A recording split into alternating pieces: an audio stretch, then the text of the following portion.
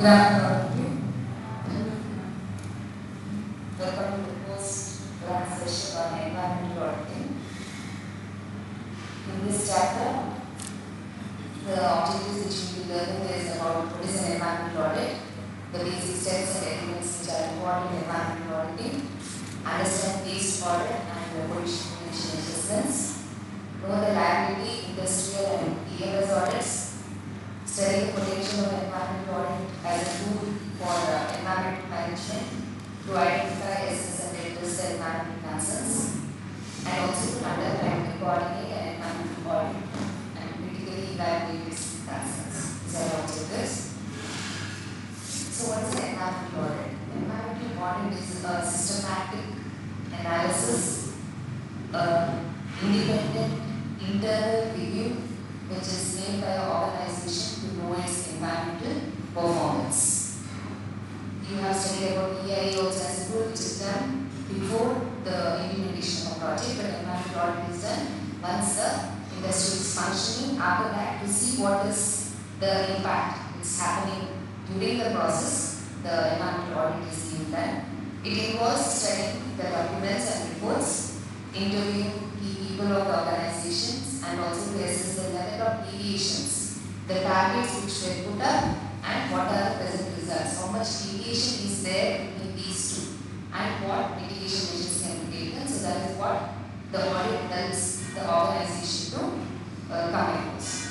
It determines whether an organization's EMS conforms with audit criteria, and the tool looks into the effectiveness, environmental efforts, the various areas by doing the audit, which we will inspect is first we will see whether the compliances are met. So we verify the compliances, to review the implementation of the policies, to identify the liabilities, to review management systems, to identify the needs, strength and weaknesses, to assess the environmental performance and to promote environmental awareness. So these are the various reasons for which an environmental audit is performed by an organization. The objectives of environmental audit is to see the efficiency and efficacy of the resource utilization. How efficiently, that is, with the minimum required or minimum available facilities, how efficiently the organization is functioning, and also whether the set targets are being met. So to see the efficiency and efficacy of the resource utilization in that particular organization, to identify the areas of risk, environmental liabilities. All these we will also look into the different types of audits when we come across next. Weakness in the management system, problems with complying with regulatory requirements, and also to ensure that the waste generation is to the minimum.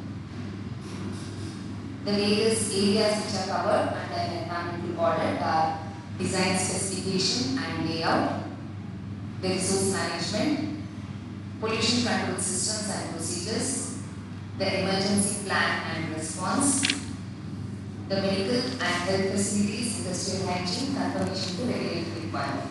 Now, design specification and layout, it is to augment the production capacity.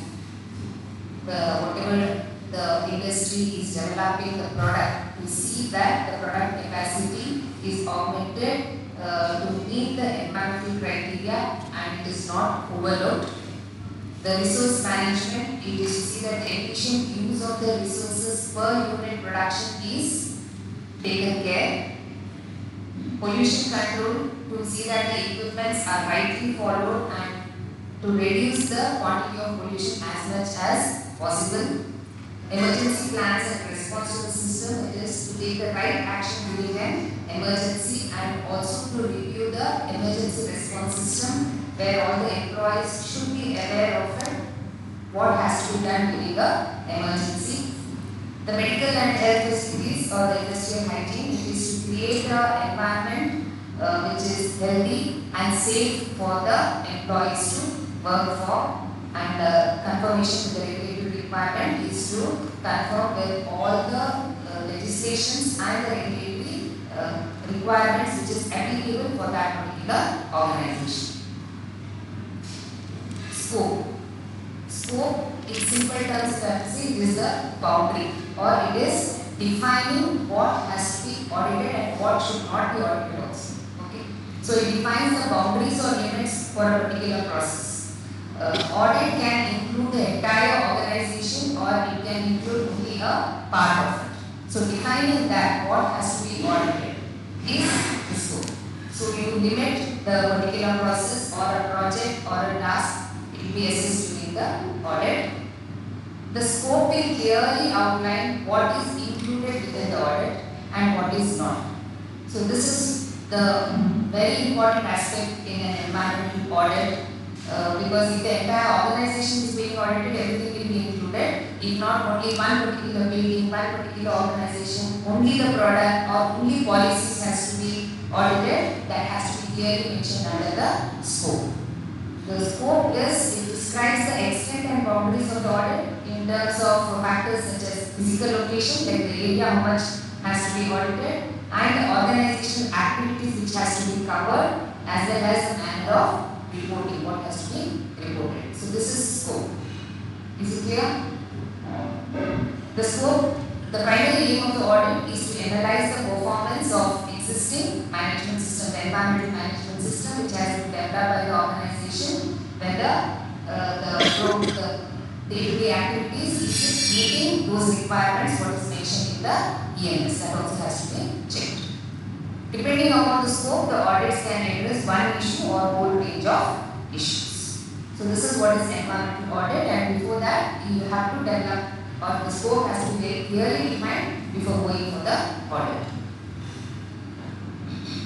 Types of audit, there are two types. You have objective based audit and client driven audit. Objective based audit, you have the liability audit, management audit and the activity audit. The liability audit is conducted mainly to gain insurance cover. You have the compliance audit, where the review of an organization's adherence to environmental legislations and regulations will be checked under the compliance audit, and this helps to identify the non-compliances which can be addressed later. So compliance audit, review of the organization's adherence to environmental legislations and regulations. This is the liability audit. Second, operational risk audit. This is to assess the risks which are associated in an organization during the day-to-day operations. It is the risk of loss which is paid due to an internal process or because of a system. Because of a process failure, there will be loss. So that is coming under the operational risk audit. The third, acquisition audit. This is also known as the due diligence audit. It is the examination of the company's financial status, the operational aspects by potential buyers before they go for the acquisition of the organization. The main objective is to know the overall viability of the organization and the value of the acquisition. The fourth is health and safety audit. This is to assess the company's systems, procedure and policies. The system, the procedure and policies mainly with respect to the employee health and safety, to ensure the compliance with current regulations. And the primary goal of this audit is to create a safe and healthy working environment by evaluating the safety management system. Are these four audits clear? Compliance audit, to check for the insurance cover. Anyone can summarize this?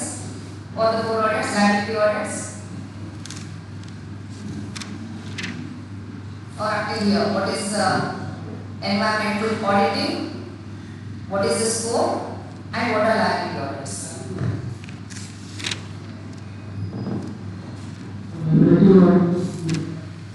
Liability audit is for insurance cover.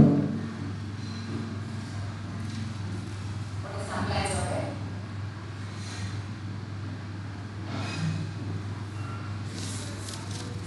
Compliance audit is under for that. It is following the compliances,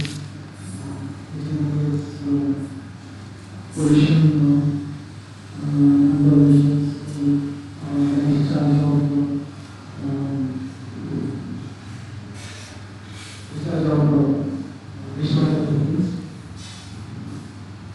question is the audit You can is just casually say compliance audit is to check whether the organization is adhering to environmental legislations and regulations which is applicable to it.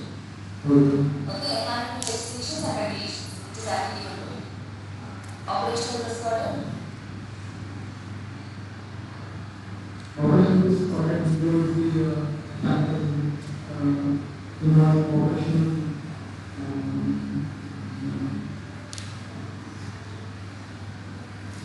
Due to the day-to-day activities, due to the failure of a process, if there is a loss, that comes under operational risk audit. Acquisition audit. Anyone else would like to add? What is acquisition audit?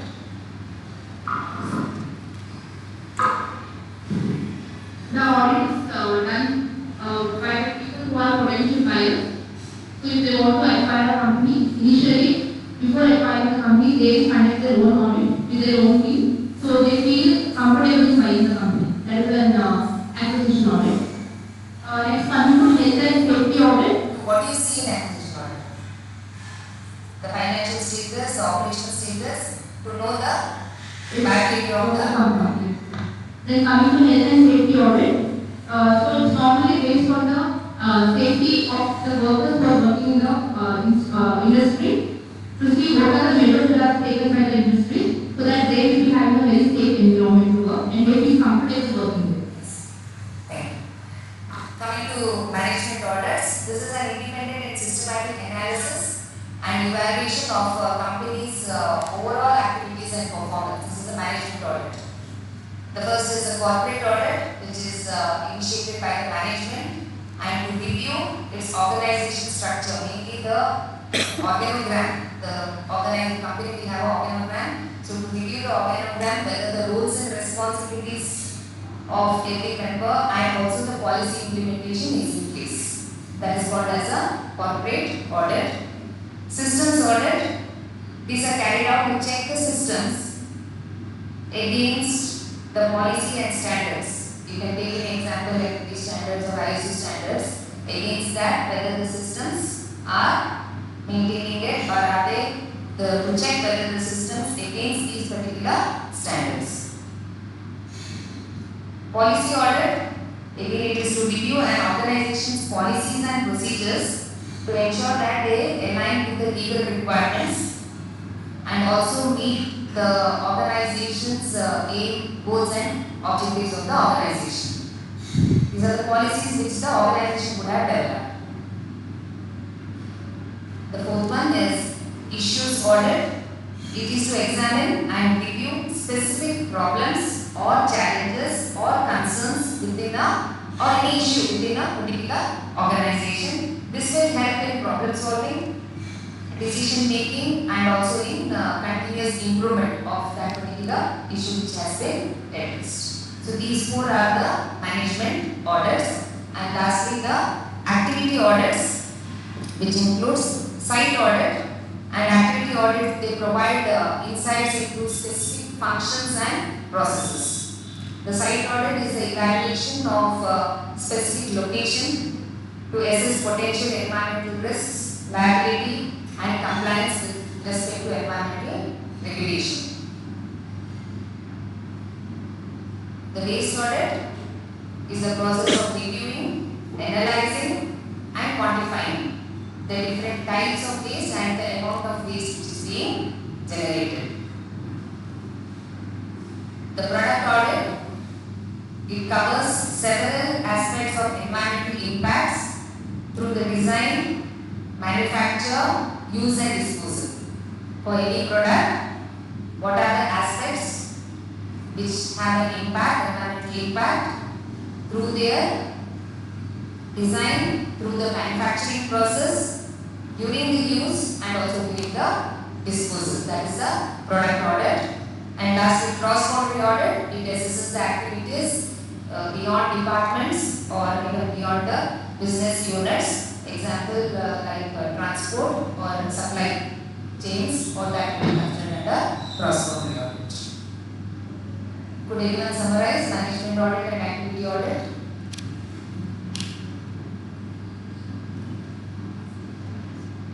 That Management audit will it says the overall activity. Under that, corporate audit, system audit, and policy and issue audits are there.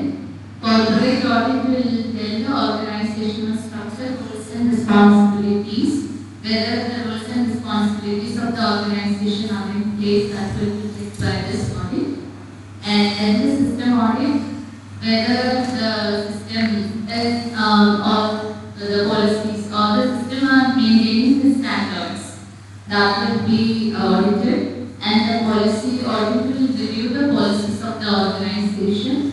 And issue audit review the issues and the problem, any problems that will be examined by the issue audit.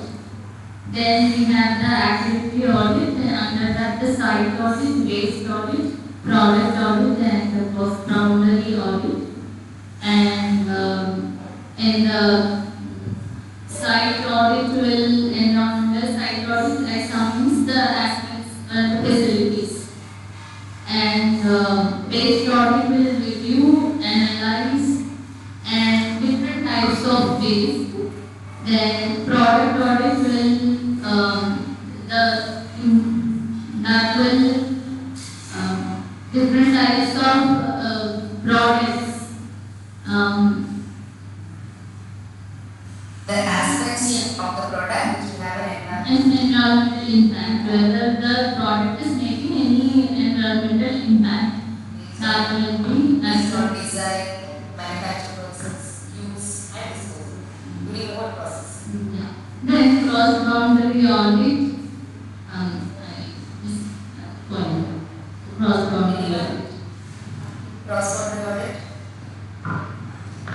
It can be like transportation or supply chain, so those can be considered under those.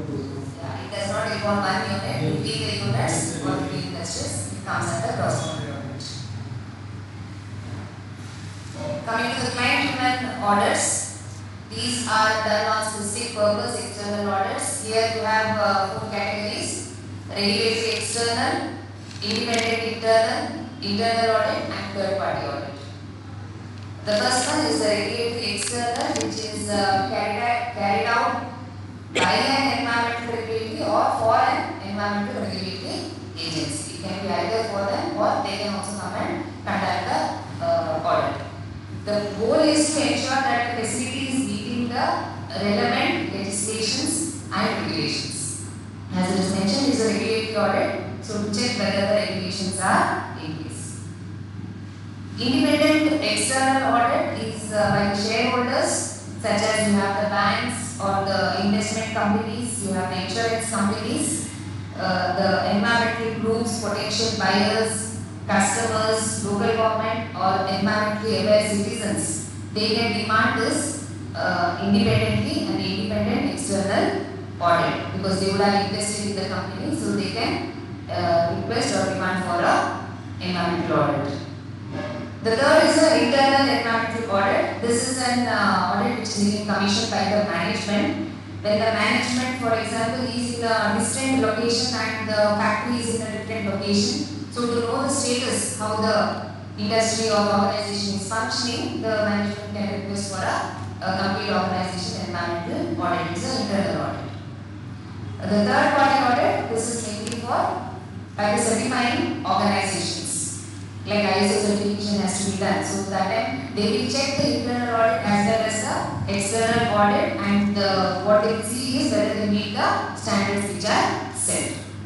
So these are the 4 types of client-driven environmental audits. In summarize.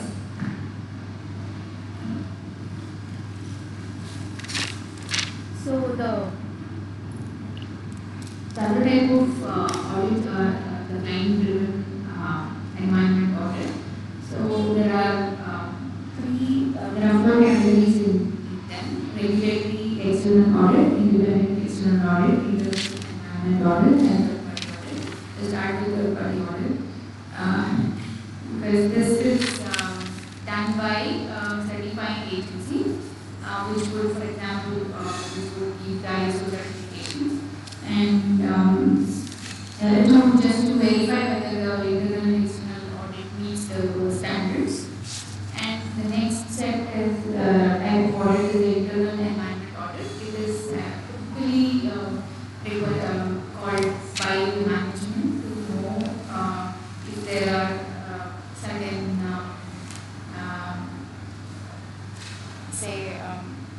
if there are multiple sites and if there are any organization who know how the other site is performing, they would like to see the audits of those.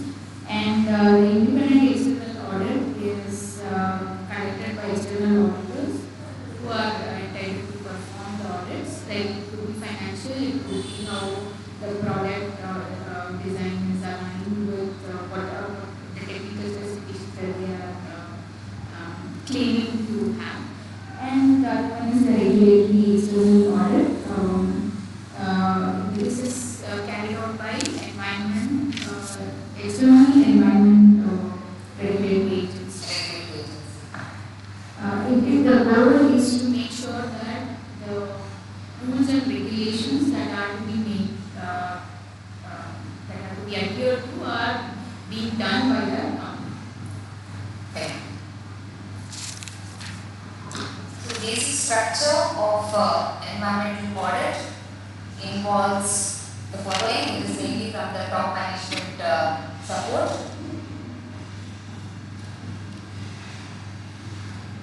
The top management for environmental audit, which has to show its commitment to follow up and the audit findings. That is the first one. This one. The second is the independent of audited activities where independent evaluation has to be done. The third step is adequate team staffing and auditor training, that is to see whether the audit team has competent personnel to conduct the audit. Explicit the audit program objectives, the audit objectives, the scope, the resources and the frequency that it has to be conducted.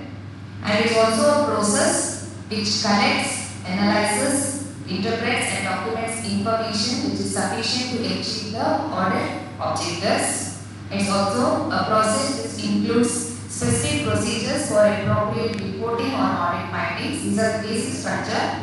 And also a process which includes quality assurance procedures to ensure accuracy in environmental audits. Basically, when an environmental audit is being conducted, you will have three steps: the pre-audit, on-site audit and post-audit.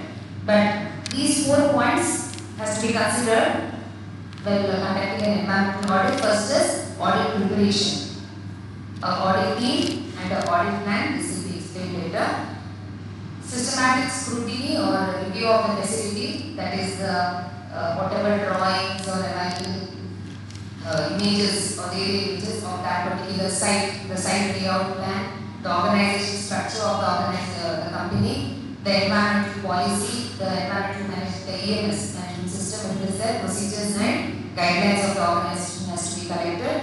Reporting, how the reporting has to be done, and the scope has to be included, like what are the aspects which has to be audited, audit findings, issues requiring immediate attention or issues requiring follow-up has to be clearly mentioned. Follow-up, develop, implement an action plan, see that it is implemented, and also follow up with the particular action plan that it has been implemented. Now coming to the 3 steps, an environmental audit is conducted: pre-audit, on-site audit and post-audit. These are the 3 steps how an environmental audit is usually generally conducted. The first one, pre-audit. During this step, you have to develop a audit plan. The pre-audit involves developing a audit plan. Select the audit team members. Anyone has idea who should be the members of audit team?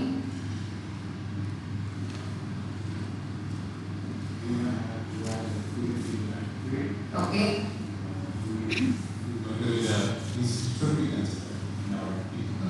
And the company responsible persons will also be there. Management representative. And the person person who has done the test already having an IISC certification. An auditor, internal auditor should be there. Then At the same time,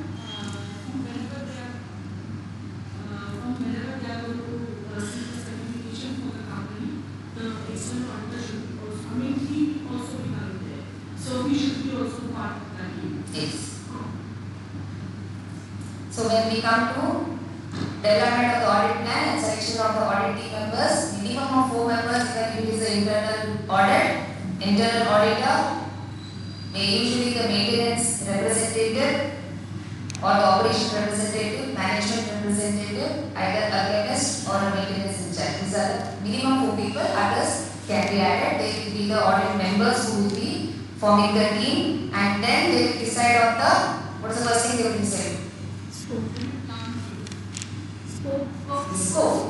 So define the scope of the audit. So that is your audit plan. That's the first part of the audit plan.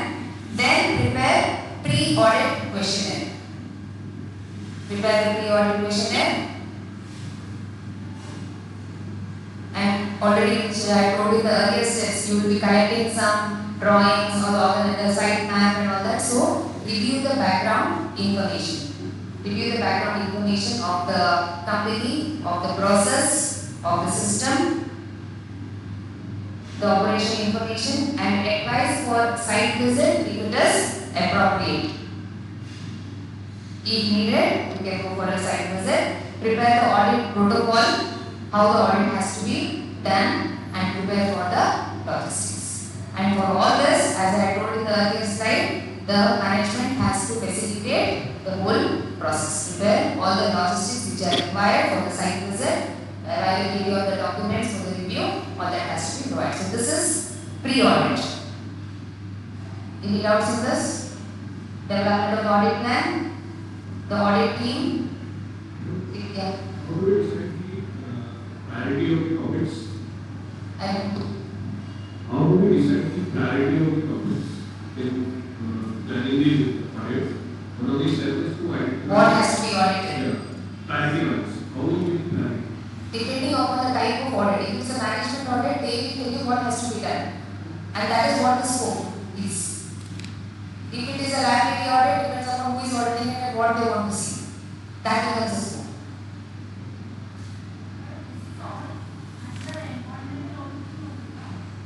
Yeah, the scope varies depending upon what has to be audited. So, right? So if it is a liability audit, if an external auditor is doing it, the scope varies accordingly. If it is an issue audit,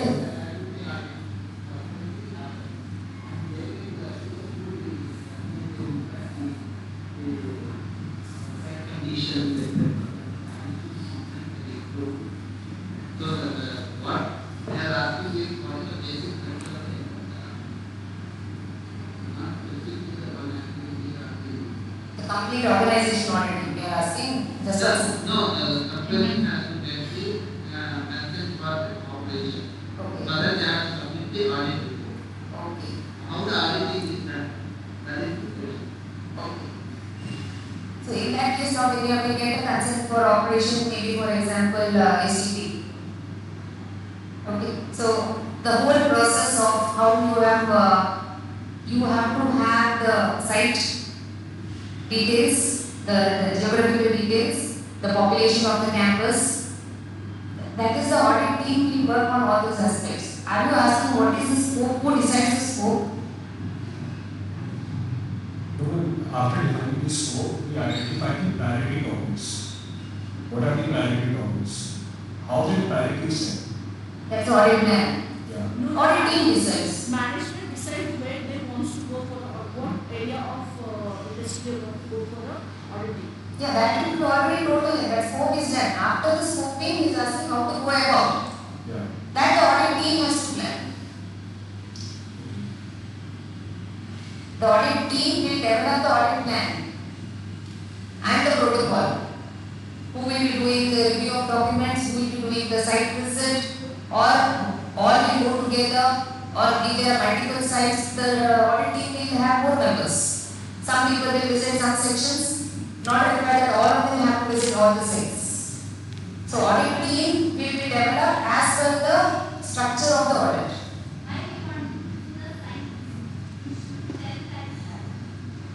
And that is the second part. I have stated pre-audit.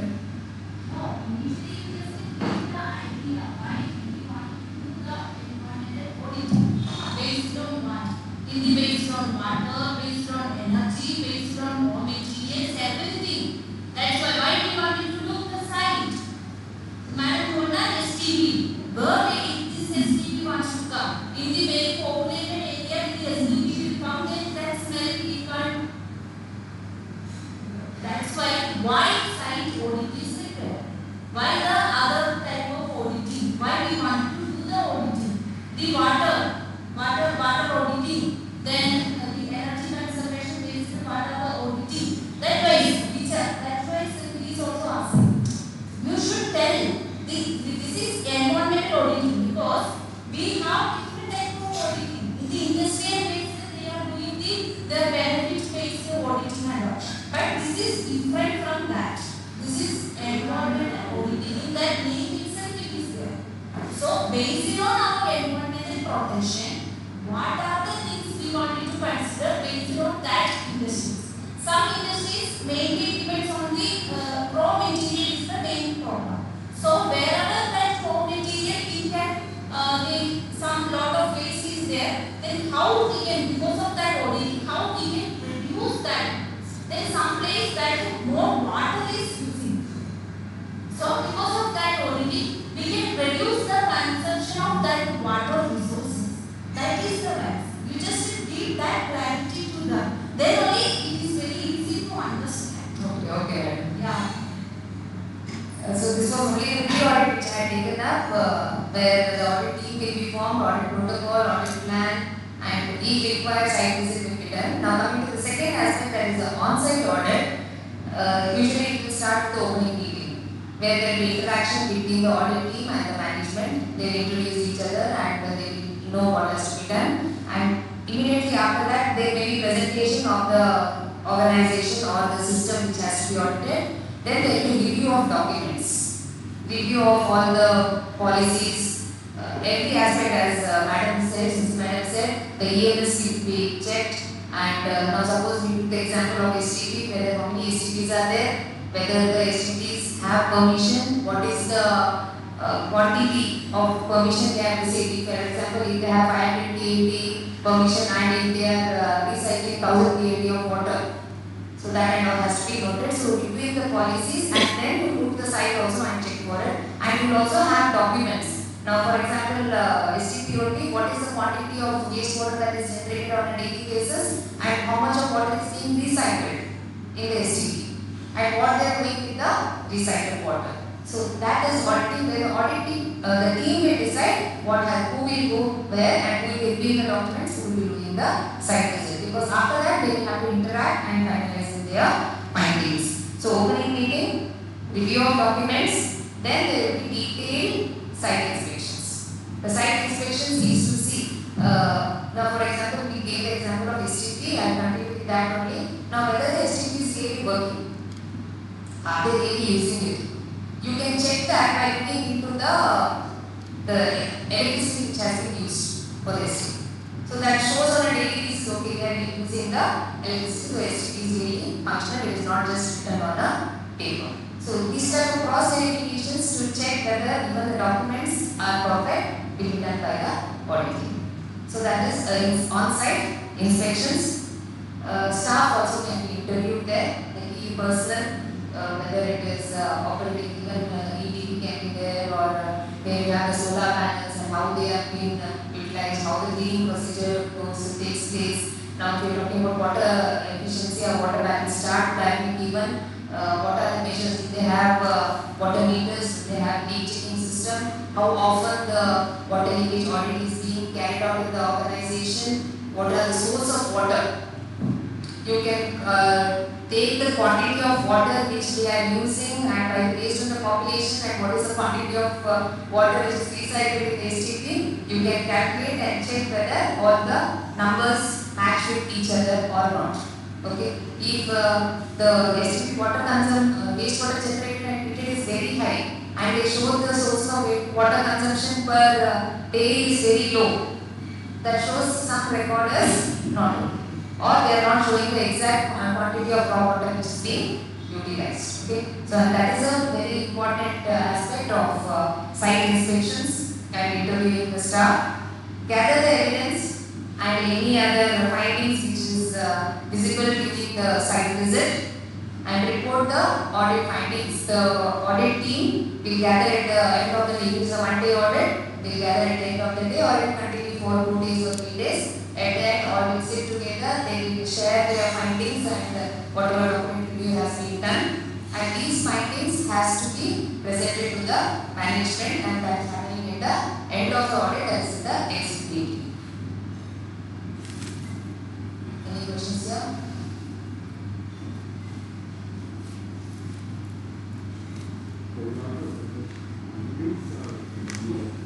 That will be given after sharing the report, whatever inputs will be provided from them. Based on that, the final report, that is the third aspect, where the final report will be prepared, where action plan remedies or that will be prepared to see the implementation of the action plan. The third part is post-audit. The post-audit activities involves preparation of the draft report. The draft report includes the audit findings which happened 1 day, 2 days, or whatever all these days, whatever on-site and document verifications were done, and this will be circulated to the concerned staff for their comments, or also to the management. They will go through the audit findings and they can even give their comments or suggestions like is it right or wrong. Based on those comments received, the final audit report will be prepared, which will also include the action plan, the suggestions, and the implementation, how it can be done, and finally follow-up also. It's a continuous process. So these are the 3 steps in environmental auditing: pre-audit, on-site audit, and post-audit. Can anyone summarize?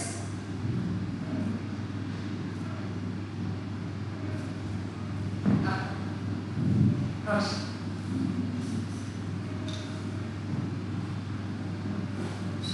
On-site audit, you try to understand the management systems by interviewing and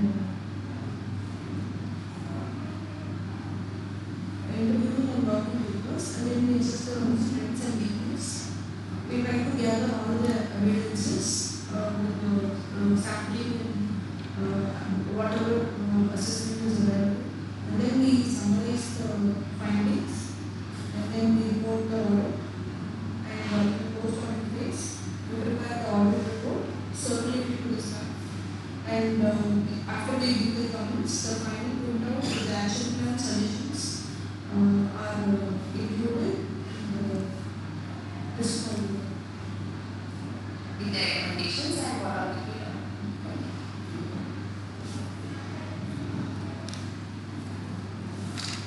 next, coming to the waste audit. Waste audit is a systematic process of reviewing, analyzing, and quantifying the types of waste and the amount of waste which is generated by a organization or a business or a community at a world. So you are reviewing the quantity of waste which is generated and the types of waste which are being generated. The primary goal of a waste audit is to understand the composition of the waste stream, identify opportunities where we can reduce the generation of waste which can be recycled, and ultimately improve the overall waste management system. So this is the goal of a waste audit. It also can be divided into 3 phases. You have the audit preparation phase. So just now studied how environmental audit is done. So waste audit also will be in a similar way. Preparation for the audit. Then you have to clearly observe the different types of waste. That is like the site visit what has to be done, and then come up with the solutions where you can reduce the generation of waste. Also give the recycling options, say that the waste management system works efficiently. I will explain this in detail. So outline of the waste audit is waste generation assessment. That is how much of waste is being generated. The first step, it involves assessing the types and quantity of waste generated. So this includes, this is not in the book, don't read that. So this includes identifying different categories of waste, identifying different types. So what is the quantity of waste generated and the types of waste, like paper, plastic, glass, metal, or there can be hospital where biomedical waste can be generated, there can be an industry where some hazardous waste can be generated. So classifying the different types of waste. Waste sorting, once the waste categories are identified, the next step is to basically sort how the sorting process takes place in an organization. Okay, that's also one of the mandatory aspects of the waste management system. Maybe conveyor belts can be used or sorting machines can be used for segregation of waste. If it comes to hazardous waste like biomedical waste, there are regulations, biomedical waste regulation 2016, and that has to be displayed in the organization. Different color coded bills has to be displayed, and even in which color, what type of waste has to be added, and this training also has to be provided to the staff, to the nurses, to the PGs, to the doctors, everyone. So depending upon the type of waste, you will have different type of regulation, especially hazardous waste. The general waste can be segregated manually also, or using conveyor belts or in sorting machines. This can be done manually or with the help of equipment, conveying or sorting machines. The goal is to accurately categorize and quantify the different types of waste. Weighing and measurement. After sorting, the separated waste is usually weighed and measured. This data is essential to understand the relative proportions of each waste type and assessing the overall volume of waste generated. This is essential when you have to give the waste to, sometimes when you cannot manage the weight. Maybe biodegradable waste can be recycled within the campus. When it comes to hazardous waste, it has to be given to authorized vendor, which is as per the IISC regulations. Okay, that time you need to have the quantity. Like I gave you the example of biomedical waste, you need to have the quantity of every bag, eco bag, black bag, what is the quantity which is being disposed to the authorized vendor. Also e-waste. The e-waste which is generated before the agency collects it, even quantifying is essential. So that is also an important aspect. Data analysis. The collected data is then analyzed to identify the pattern, trend, and opportunities for waste reduction and recycling. This I mentioned earlier also. Once you know the quantity of waste and type of waste, how you can reduce the quantity of waste which is being produced and what are the recycling options. This has to be looked into. This analysis may involve looking at the sources of waste, pinpointing areas of excess waste generation, and evaluating the effectiveness of existing waste management practices. These will be looked into. I will give you an example of hazardous waste, biomedical waste. Now there will be a hospital where the number of beds the hospital should have been equal. If it's a 500-bedded hospital, per bed what is the quantity of biomedical waste generated, also standards will be there. So from the quantity of biomedical waste which is generated, you can calculate whether the quantity of waste generated is more or less. Or it can also be that the hospital may have more beds which is not permitted. So for auditing, that becomes essential. So you need to have the data analysis. Recommendations and action plan. Based on the findings of the waste audit, recommendations and action plan are developed. This would include suggestions for improving recycling programs, reducing the use of certain materials, implementing waste reduction initiatives, or optimizing waste collection and disposal methods.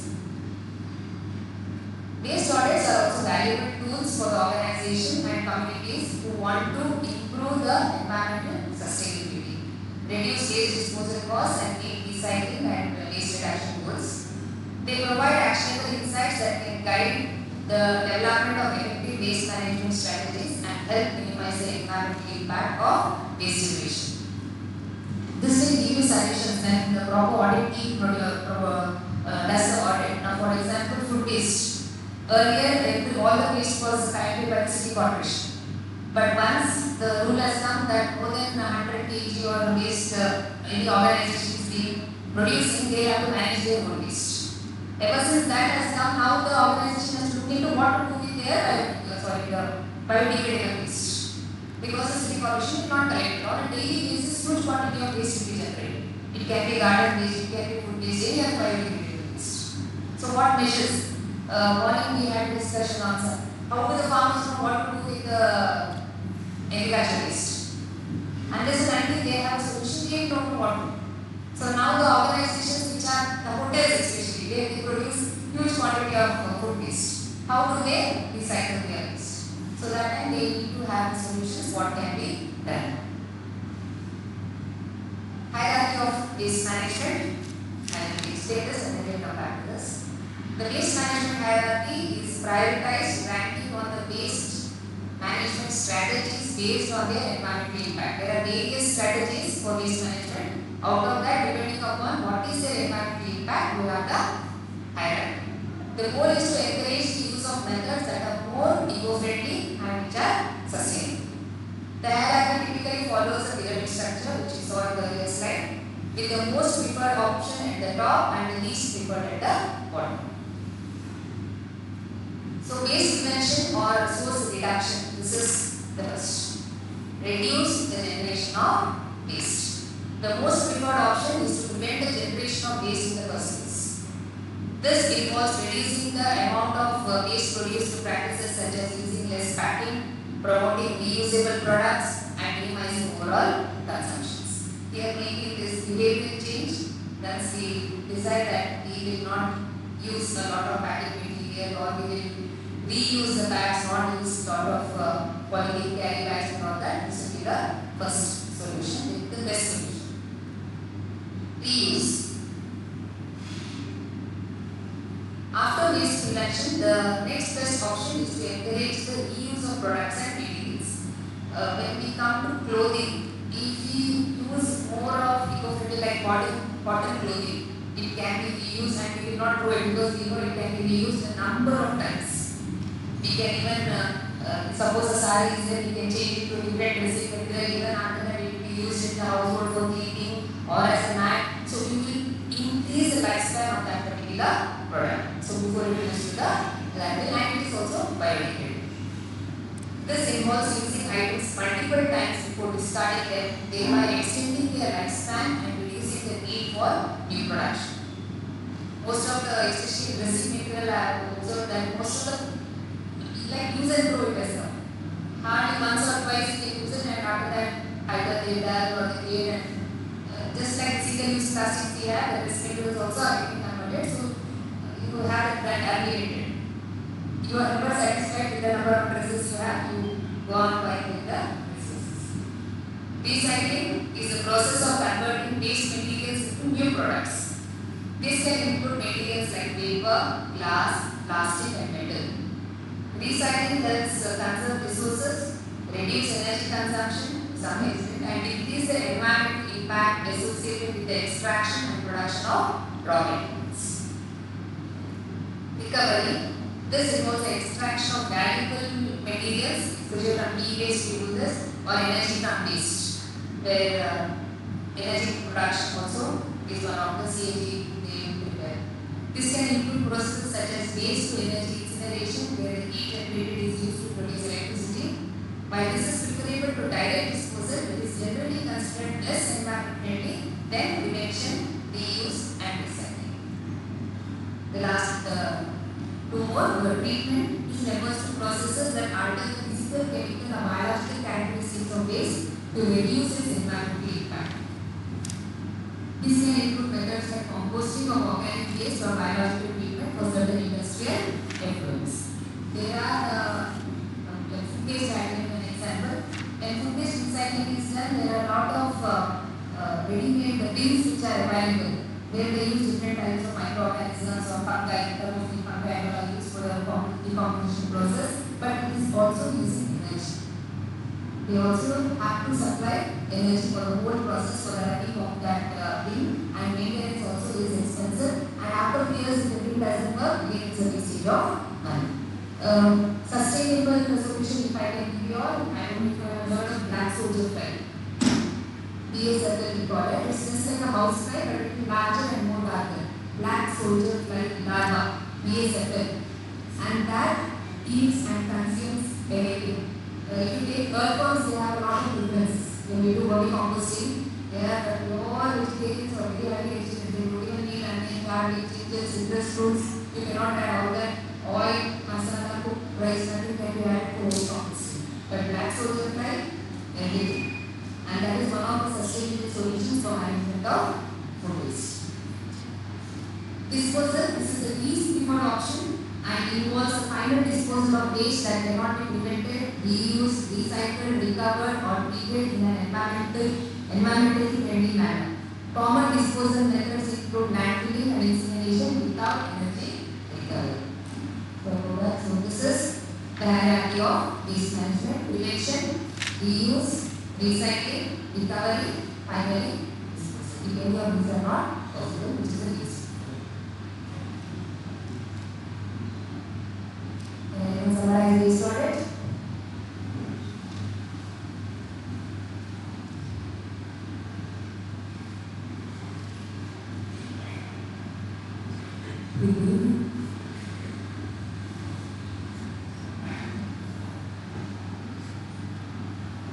The waste audit is first foremost thing is avoiding the waste.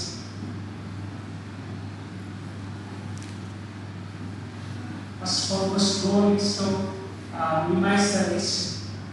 Then after even this, if we have a waste, we have to go for the next recycling, and that recycling efficiency.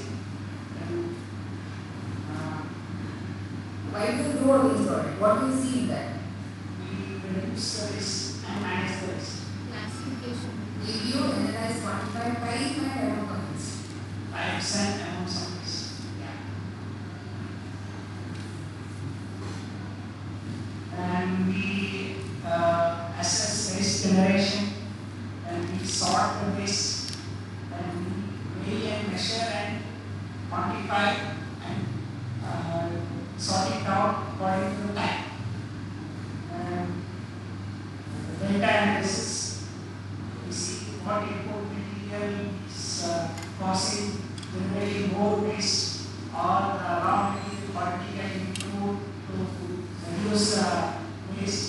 All such data analysis can be done, and after doing the data analysis, you can give an accommodation action plan to change the technology or change the type of raw material which is being used. And most preferred thing is having zero waste. We have still waste, we have to recover that. First, this method is Prevention, zero. And if we have waste, we try to manage and reuse. Then after reusing, still if something remaining, we go about the recycling, and from that recycling, we try to recover and save this.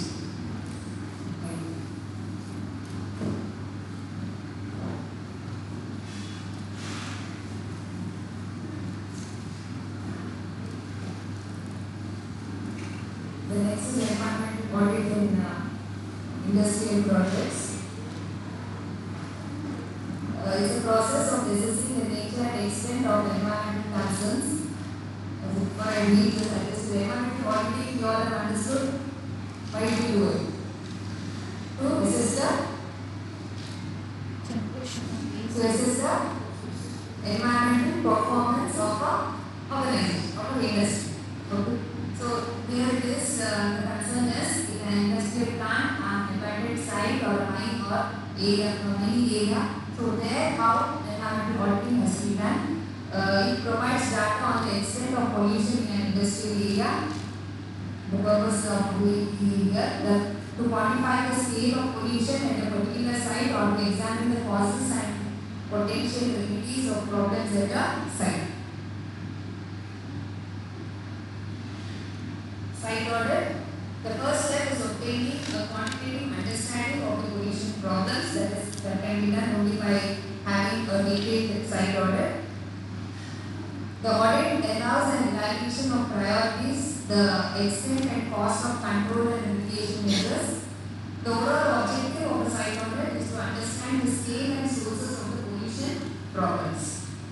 Site auditing can be carried out during the project definition or defining or in the scoping stage and provides a basis for further detailed investigation. So from the result what is obtained from a site audit, further investigations can be planned or the priorities for action plan. Also helps to describe or indicate whether the site sampling and monitoring might be cost effective.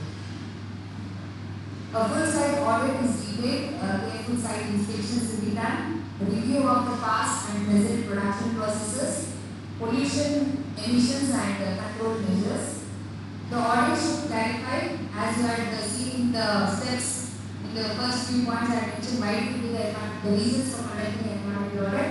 First is always the policies, the legal and regulatory framework, the licensing agreements. Now whatever the amnesty which we were discussing, the consent for structure, the construction and consent for operations. So all the licensing, whether the documents are available and also do they match with what is existing and what approval has been got. Corporate policies, management structure, priorities which affect environment performance, relevant technical and environment standard.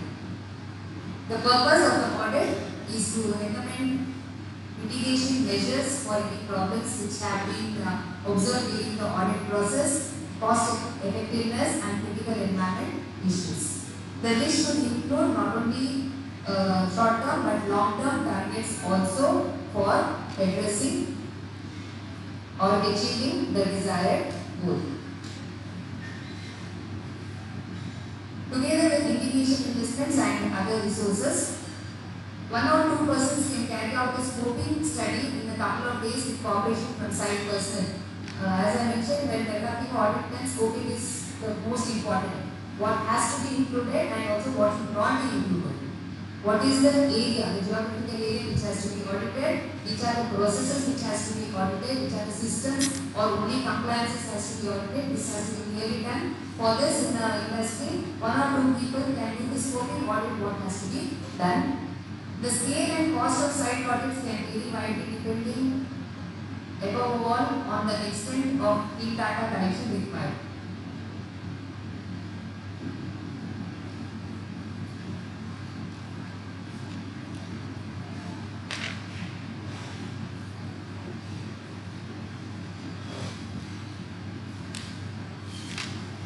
When it comes to the context of industrial audit, the terms of reference, it refers to a document that outlines the scope, objectives, methodology, responsibilities and other relevant details of the audit. We have discussed about scope. Now in industrial audit we have TOR, terms of reference, which is given by the management. And this term of reference is a document which outlines the scope, objectives, methodology of the audit, responsibilities and other relevant details which has to be covered in the audit. The term of reference serves as a guide and as a framework for conducting the audit. So this is the guiding structure.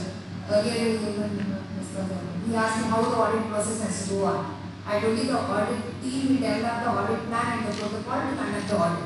But here you have an industrial audit, the term of reference, which will guide and it is a framework for conducting the audit, ensuring that both the auditors and the auditee they have a clear understanding of what will be assessed and how the audit process will be conducted. So I repeat this. The term of reference is a document which outlines the scope, the objectives, methodology, the responsibilities and any other details which has to be covered under the audit. So this is the document or the reference document which is acting as a guide and as a framework for conducting the audit, ensuring that both the auditor and the auditee are clear or they have a clear understanding of what has to be assessed and how the audit process has to be conducted. Yeah? So the key elements which are included in the terms of reference on an industrial audit are background and the context. Briefly describe the background and the context for the audit. What type of audit has to be conducted and the background of the organization, including the reasons for conducting the audit and any specific concerns or objectives and overall goal. Any specific concern is there to do this particular audit. So that is the background and context. Why the audit is being done. TOR is here, that will be the guiding work. Now coming to the objectives or the elements of TOR. The first is background and context, which includes the reasons for conducting the audit, specific concerns or objectives and overall goals which has to be covered in the audit. The second is the scope of the audit, which clearly defines the boundaries and the extent of the audit, what facilities has to be audited, the processes, the departments or the activities which has to be included and which should not be or excluded is also the scope of the audit. The third, objectives, outline specific objectives for the audit. What is the audit seeking to achieve? This may include assessing the compliances with regulations or identifying the opportunities for improvement or verifying the effectiveness of the management systems. That is the objective.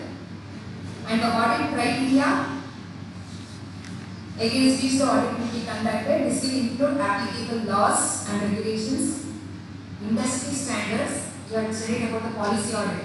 What are the policies, goals and objectives of the industry? Industry standards, internal policies and what are their best practices. Now these are all the elements of TOR. The first one, background and context. Second, scope of the audit. Third, objectives. Fourth is audit criteria. Fifth is audit methodology. Describe the audit methodology. Just like in the earlier one, general, when I told you, the audit team will develop the audit plan and the audit protocol. So develop the audit methodology, which includes approach to data collection, how the sampling will be done, sampling methods, what sampling has to be done, interviews, who has to be interviewed, the site visits which has to be conducted, and any other relevant procedures will come under the methodology.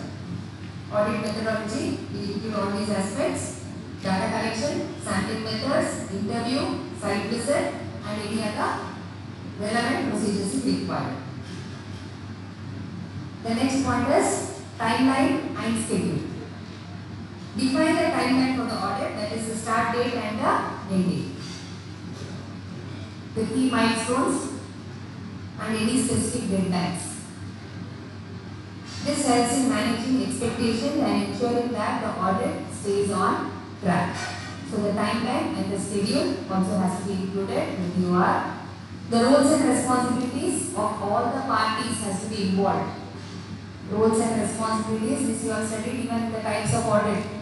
The corporate audit, roles and responsibility of the organization structure, every person involved, including the audit team, their roles and responsibility, auditees, personnel and any other stakeholders, the roles and responsibilities of each and every one of them. This includes specifying the responsibilities mainly of the audit lead, the team members and also those who are being audited. Communication protocols, how the progress updates will be provided, or the key points of contact and how the feedback and findings will be communicated. Also, that has to be specified, the communication protocol. Confidentiality and data security. Issues addressing related to confidentiality, data security and handling of sensitive information has to be specified. Ensure that the audit process adheres to relevant privacy and confidentiality requirements. It has to be taken care by the audit team. Reporting, outline the format of the findings which is done during the audit process. Specify the key elements that has to be included. There should be an executive summary of the findings, recommendations that are required and also follow up. Review and approval process. Define the process for reviewing the report and approving the audit findings. Specify who will review the report, provide feedback and approve the final version. All that has to be very clearly mentioned in the report. Follow-up actions. Outline any follow-up actions that are required based on the audit findings. This could include corrective actions, preventive measures, or any ongoing monitoring process that are required. So these are the elements of terms of reference, and having a well-defined term of reference TOR is essential for the success and effectiveness of an industrial audit. It helps ensure that the audit process is transparent, objective, and aligned with the expectations and requirements of the stakeholders who are involved in this audit process.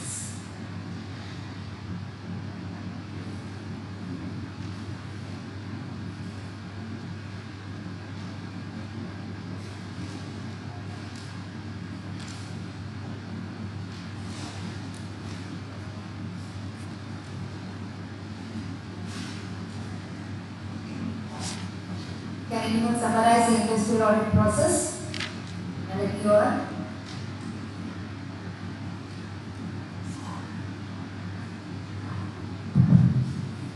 When we are talking about the environment assessment in industrial project, we talk about site audit. And what are things we are doing in a site audit that you have explained that. In that, you have explained first what is the purpose of the site audit. In that, you specify that why it is effective and how it's going to help you, because it's a cost effective. Mainly to know the pollution problem. Yeah, pollution problem, environmental pollution problem to the specific area or whatever the process of industry we are going to do it. Now, then let me explain the terms of reference or TOR. In that, you told about the overall objective. What are the objective of assessment that auditing. Okay. So objectives you specified. Then what is it? You have to first scope. You have to write down a scope. What is the scope of that auditing? So you have specified on that also. Then how do you conduct an auditing? Okay. Then you how do you make a team? How do you appoint the people? How you the assessment will do? You specify on that. Then area of impact. What are the areas is there? You have specify on that also. And I think I can conclude with this.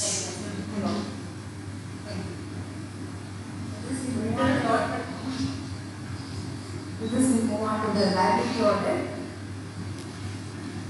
Liability audit, as mentioned earlier, it is with the insurance, and here you have when a liability audit is being conducted, it consists of two phases. There is phase 1 and phase 2. These audits are typically conducted when assessing potential environmental liabilities associated with property or industry or organization. The goal is to identify any existing or potential environmental issue that can be or that can pose a risk or liability for the buyer. That is the main goal of conducting a liability audit. It will be done in two phases. Phase 1 is an environmental site assessment. During this phase, the primary purpose is to assess the current and historical use of the property to identify any environmental liabilities. So here no sampling. This question was asked in the online also. What happens between phase 1 and phase 2? So during phase 1, you only assess the current and historical use of that particular property to identify any potential environmental liabilities. The process involves first is site inspection. The phase 1. It could conduct a physical inspection of the particular geographical area or the property or the industry. Historical review, that is reviewing the records, permits, or even aerial photographs of that site. Interview the current and the past property owners, occupants, and any regulatory authorities. And documentation, compile a report detailing the findings and conclusions of the above what was mentioned. That is the detailed site inspection, the interview and review of the documents, historical review of that particular geographical area. The scope of phase 1 environmental site audit is a non-intrusive investigation. That is, you only consider what is is visible and what is accessible. Okay, so it's a non-intrusive investigation relying on only available data and visual inspections. It does not involve any sampling or analysis. This is phase 1 of the liability audit. Here, phase 2 is environmental site assessment, the phase 2 audit. It identifies areas of concern or the potential for environmental liabilities. In phase 2, it is recommended to further investigate and the extent and nature of contamination where to do the analysis. The procedure is sampling and analysis, where you collect soil sample or groundwater sample or any other depending upon the organization for the laboratory analysis, and also what analysis has to be done can be decided. Testing and what are the parameters which has to be tested, the concentration and the distribution of contaminants among those samples also can be designed. Evaluation, the data to determine the extent and severity of environmental contamination. So this happens during phase 2, which involves more detailed investigation. It includes the sampling and laboratory analysis. It aims to confirm the presence and extent of contamination identified in the phase 1. Phase 1 we only have site visit, and in phase 2 the sampling and analysis and the extent of pollution can be determined. Yeah. So the key points in doing the liability audit, both phase 1 and phase 2 are often conducted to mainly ensure the legal compliance with environmental regulations and also to identify any potential risks and liabilities.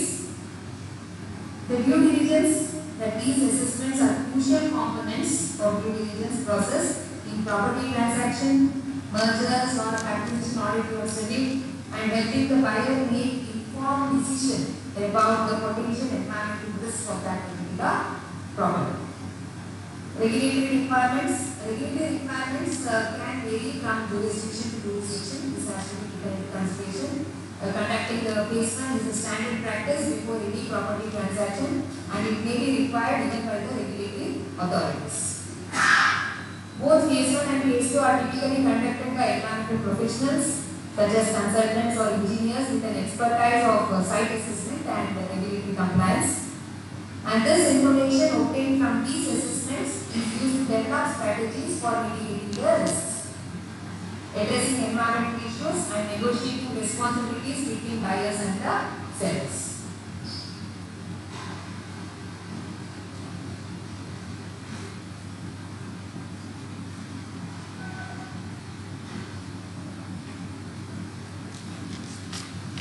Then we summarize liability audit.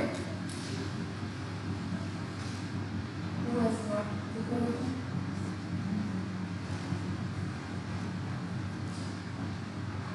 liability audit and the site assessment. In the two phases are there. Phase 1 is conducting to identify the environmental liabilities. In that, first the site inspection has to be done. Then historical review, that is to studying available historical information has to be collected, an interview has to be done, and documentation. Here any sampling is not happening, and in phase 2 liability audit, their methods are sampling and analysis is conducted. This phase 2 audit helps to determine the need for additional investigations or recommendations. Then both this phase 1 and phase 2 is that already we said that it is to identify potential risk, and then a regulatory requirement has to be identified. It is conducted by some experts. Mainly to know the addressing the environmental issues and negotiating responsibilities between the buyers and the sellers. The next is auditing of EMS. EMS refers to a systematic and documents verification process of objectively obtaining audit evidence to determine Audit criteria includes the policies, the practices, procedures or requirements as covered in ISO. If the EMS has been developed as per the standards of ISO, then checking for the requirements, the practices and policies are meeting the standards of ISO. Typical EMS audit includes determining conformance of an auditee's EMS with the EMS audit criteria, determining whether the auditee's EMS has been properly implemented and maintained, identifying areas of potential improvement in the auditee's EMS, assessing the ability of an internal management review process to ensure the continuing suitability and effectiveness of the existing EMS, evaluating the EMS of an organization where there is a desire to establish a contractual relationship. The scoping for EMS audit. The scope describes the extent and boundaries of the audit in terms of factors such as physical location and organizational activities, as well as the manner of reporting. The client and lead auditor determine the scope of the audit. Any subsequent changes to the audit scope require the agreement of the client and the lead auditor. The lead auditor must review the organization's documents and environmental policy statements, programs, record or manuals at the beginning of the audit. Preparing the audit, this will include the following elements: audit objectives, scope and criteria. Identify the auditee's organizational and functional units which has to be audited. Identification of the functions and individuals within the auditee organization having significant direct responsibilities regarding the EMS of the organization. Identifying those elements of the auditee EMS which are of high audit priority. The procedures for auditing the auditee's EMS elements are appropriate for the auditee's organization. Working and reporting languages, that is the communication, what I mentioned to you, how the findings has to be communicated. Identification of the reference documents. The expected time and duration, that is the timeline for conducting the audit, major audit activities. The date and places where the audit is to be conducted, and identifying the audit team members. Schedule the meetings to be held with the auditor's management, that is the opening meeting. Confidential requirements, report content and format, expected date of issue and distribution of the audit report. Audit retention requirement, the document retention requirements, mainly when it comes to EMS, you may have manuals or SOPs, they have to be analyzed, and mainly the aspect impact manual, for example, the EMS that has to be evaluated. Conducting the audit are conducted with an opening meeting, introducing the members to the audit team, to the auditing management, interaction between the team and the management, review the scope or objectives, the audit plan, and agree on the audit timetable, that is the audit plan. Provide a short summary of the methods and procedures to be used while the audit is being conducted during the on-site visit. Establish official communication links between the audit team and auditee, that I already mentioned to you how the findings has to be communicated. Confirm that the resources and facilities needed by the audit team are available.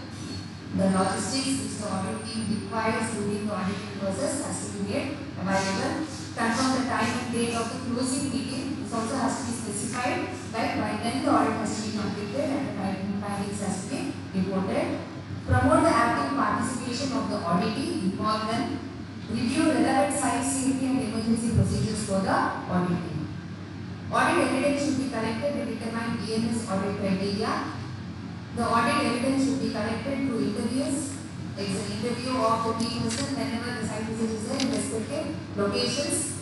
Every audit evidence should be collected through interviews, examination of the documents, as a review of the documents, and observation of activities and conditions. Information gathered through interviews should be verified from independent sources. The final decision on the significance and description of the audit findings ultimately rests with the lead auditor. Through the audit team or client may still disagree with the findings, but it will be the lead auditor who will give the final significance of the finding. The audit report should be dated and signed. These are the components of audit report.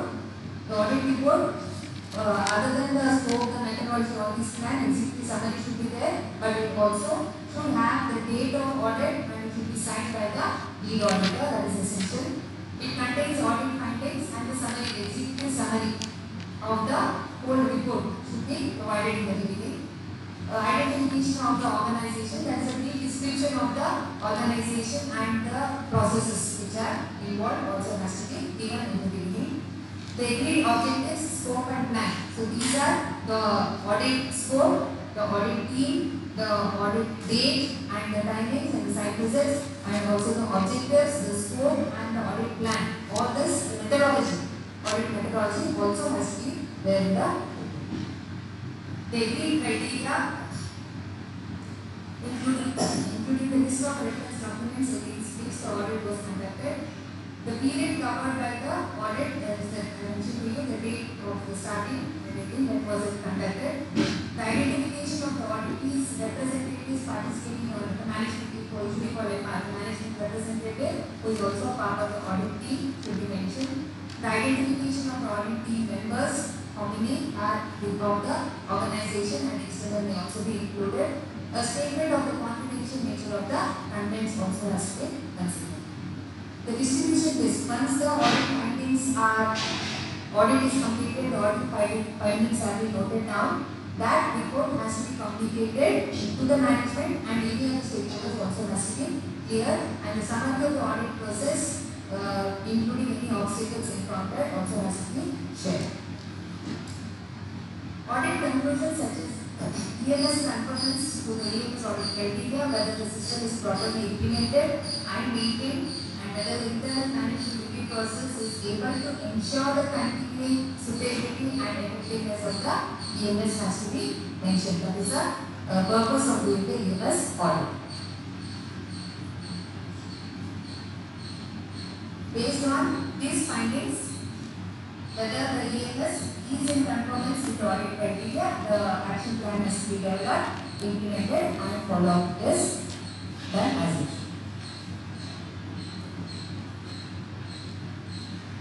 Thank you for anyone summarize the ELS audit.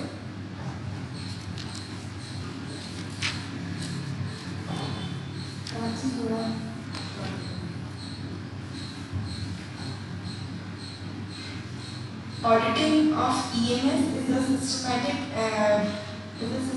and document verification process. Basically, all the things which are conducted, they have to be systematically documented. So, first is the objective roles and responsibilities. What are the objective roles and responsibilities? And then scoping and reviewing of whatever is done. Then preparing the audit. Then conducting the audit like in a systematic manner, conducting the audit, resource and facilities which are needed at the time of auditing, that should be there, that should be provided there, the time and date that should be confirmed in advance. Then fifth is content of audit report. The content should be systematic, it should be dated and signed by the lead auditor, and it should contain audit finding and summary. So basically the whole process has to be systematic. Then at the end, after doing all this process, action plan has to be developed in accordance. Thank you. Thank you, sir.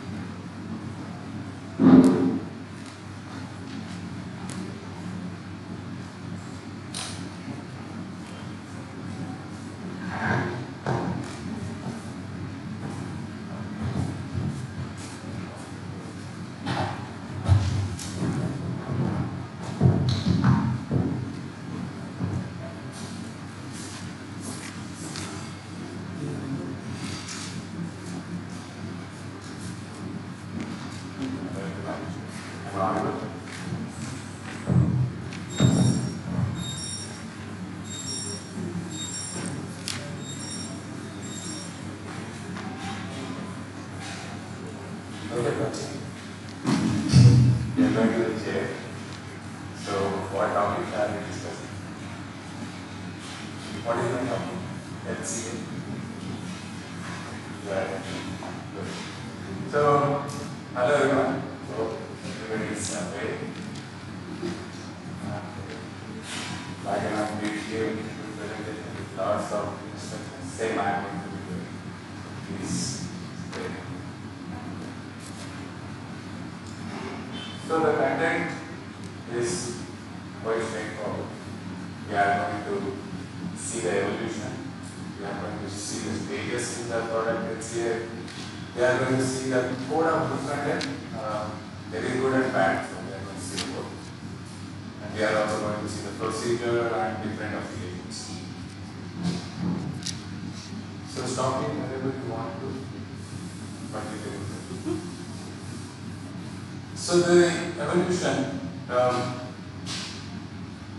it is a quite straightforward process. So for creation of any product, it requires raw materials. The raw materials come from somewhere, but it will come to our manufacturing unit, and that manufacturing unit converts it into a product, and that will be somewhere installed, and somebody uses it, and finally after certain years of usage, it will be disposed. So this is the whole process of LCA. That is the simplest way of explaining LCA. Now, the evolution is currently what we know might not be the start. It was more of let's start it. We are doing economic growth. Why not see the environment basis? So that's where the LCA kicked off. They started to see on the energy consumption front in the manufacturing unit. That's how it started. So, yeah, the holistic picture would look like something like this. We are going to see different stages. The way it is in a pictorial way. That's the only point of this slide. Obviously, yeah. The outcomes of it when we do use or manufacture or transport, we are going to see the emissions and there will be impact on the environment, so that impact need to be analyzed. And whatever findings is going to be out from the LCA, we are going to use it to define it better.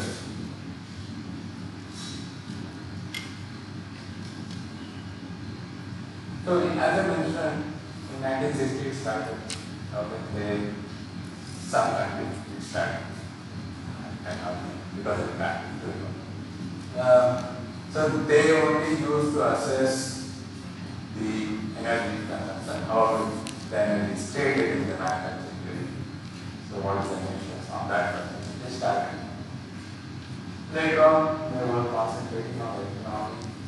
Finally, this was the first presentation. We had a good graph. The economy was concentrated more on the economy, environment was neglected. When we reached 1980s, so then people got serious and they thought, let's think about the environment. This is also that LCA should be standardized. So that took some more time, and in 2010, 14,000 series of ISO has been published. So in which they had all the standard and procedure and system, which is going to be used when you are going to follow an LCA. So it has 1440, the principles and framework, 41 inventory analysis, 42 impact assessment, 43 interpretation. So everything is in standardized. Just read it, do it. But please be very honest. Now when we see the product cycle life cycle stages, it is again going to be the same, exactly the same. Now in between those the T letter is used, it's a transportation. So transportation, when the raw materials has been extracted and also like shipped or transported in some way to the manufacturing location, transportation is going to come to picture. After producing it, that is not really transported. So only the thing is transportation is highlighted in this picture, where all it comes to picture. finally even the disposal also comes with transportation. So we do not care about it. We just jump over mobile, jump over this thing, and all that. But somehow it is going to be transported to somewhere where it can be placed, disposed in the right manner. Now, the issues with life cycle stages, as you could see, the extraction is not a simple process. We have to use huge machineries. I am talking in this picture manner because I am the guy who is working with the engines or faucets and etc. Metals are metals I mean. So this is what people do to extract metals. They use huge machineries. They take out the raw materials required, and obviously it is not a final. This will be transported again. So again transported coming, and it will go to their refineries where it will be extracted by some heating process, and not going to be that. And from there on, it will again form for metals. They will convert into billets. Circular in nature, cylindrical in nature, whatever it is, easy to manufacture. That's how they convert from this to a metal component. And that will be shipped to a manufacturer where you will melt it and provide the ship. So that is the process. Now, as manufacturing this, I am calling it this particular transportation. Then use of product. For a product, a life is defined by the manufacturer. Why he defines? Because it has to sustain its kind of the defined process or whatever it needs to do, it has to do for certain duration. For that only we build.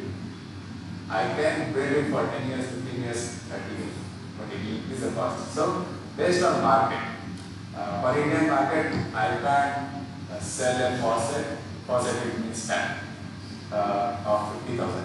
Nobody will be able to buy it.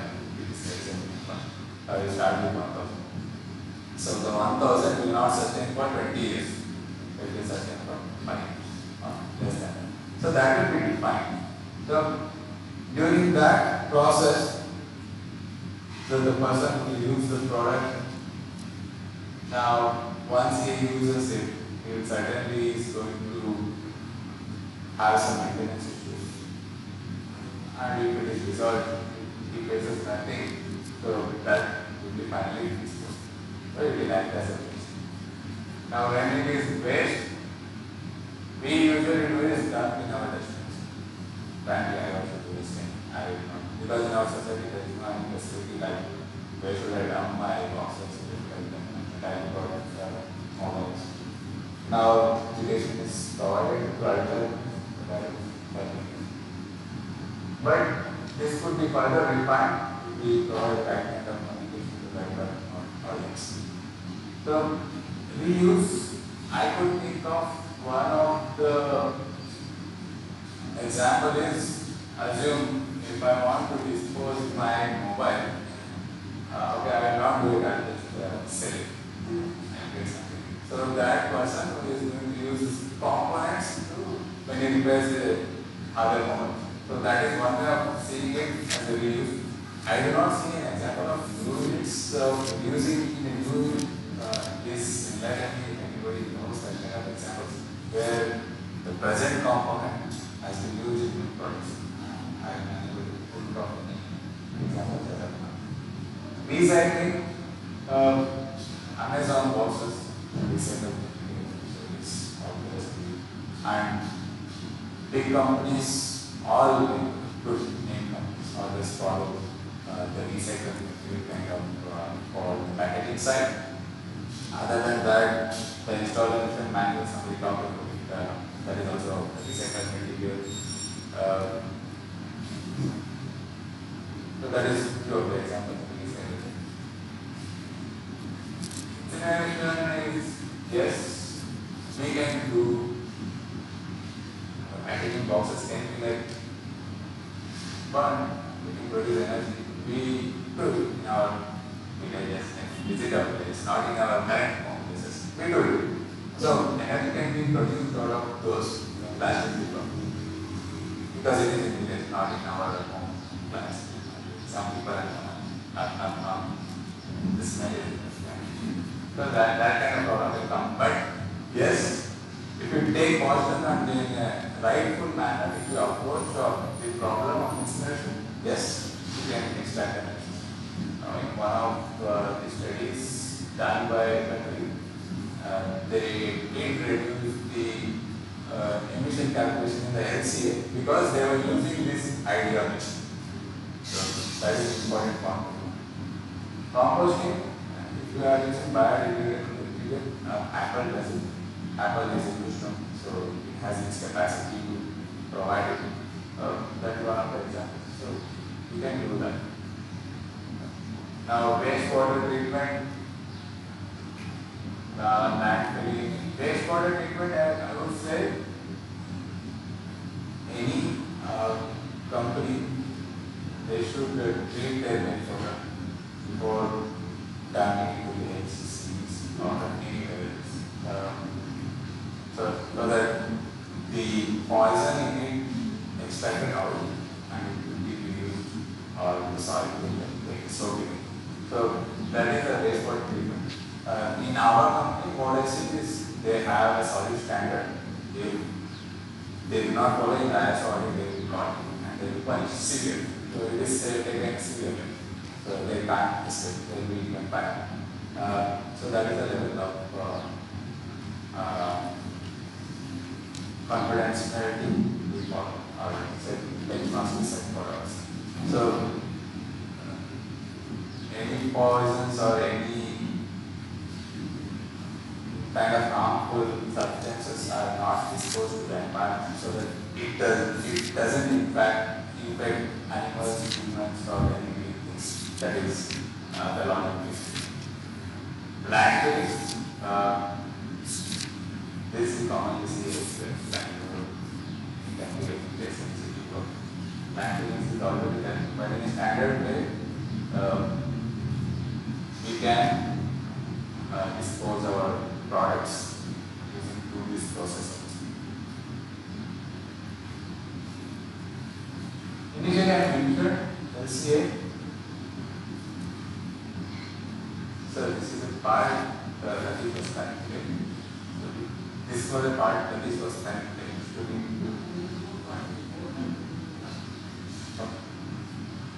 So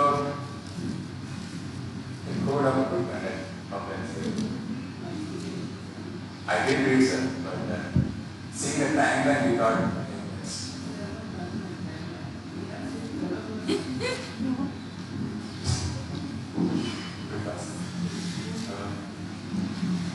So there are limitations in the LCA, even though the standards are defined in published.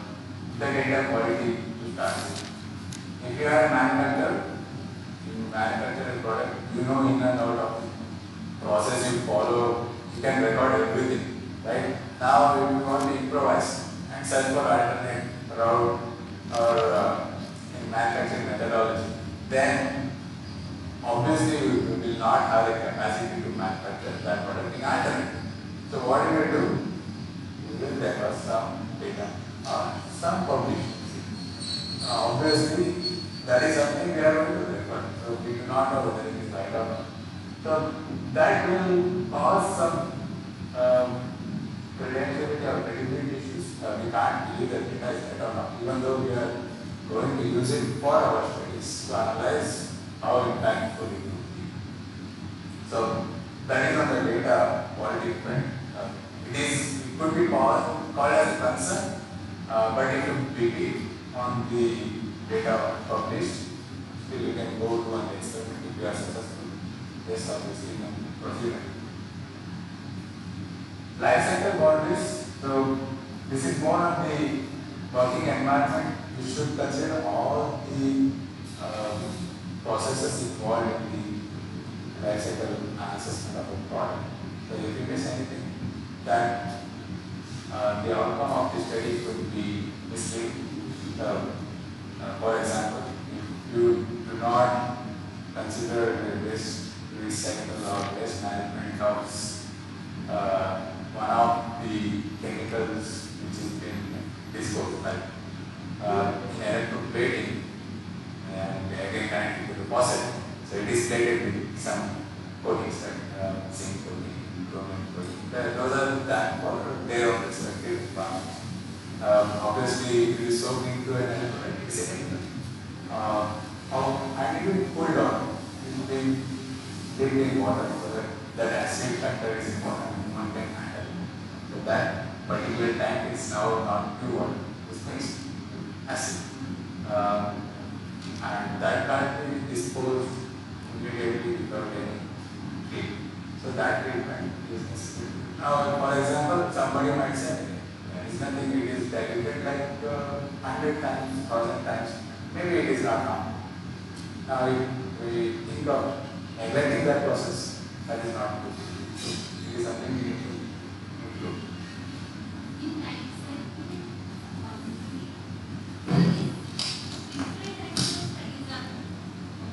Pardon? In the life cycle boundary, we don't have in our product.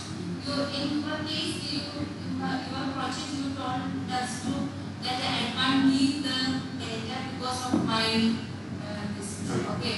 Likewise, the life cycle boundary means it depends on the company itself. Because they, that's why that example in this book is explained. Okay. Maybe same product or different product. The raw materials are same, but that based on their company, they are deciding that what is the thing they are considered and all. That's why the process boundary is very important. You didn't mention properly, you didn't tell that part. Oh, sorry. In the process boundary, that means the manufacturing factor. In the two things are there, input and output. Input is different type of raw materials, energy, everything. In that way also lot of environmental impact is there. In the output, what is the output of one product? That we will manufacture one product, there is lot of emissions are there. There is lot of waste generation, different type of waste generation. Then transportation, because of that transportation, there is a lot of CO2 emission, everything it will be there. That is the output of that part. In that also we will consider in the life cycle assessment. That is very important. Then transportation. Each and every step transportation is very important because of that transportation lot of emissions is happening. That's why this we will consider, we will evaluating or we will assess the life cycle management, life cycle of one product or anything. Then we need to consider each and every steps. Sure, yes, I understand your point completely. That is there in the next coming slides. Maybe I No, give the outline of this, no? Yes, Yeah. completely. As your experience, you are able to catch me, but others might have mistakes. Thanks for letting me.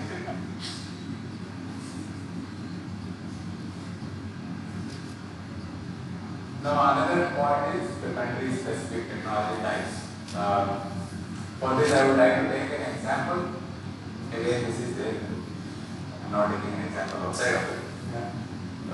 So the example is the electricity production in different countries. Or US may be producing it by nuclear type, and other countries may be producing it coal-based. So even though the study done by different consultancies might be the same objective, but due to the technology change, the kind of emission calculation should be different. So that we need to be very aware of. That's why this country types technology is very important.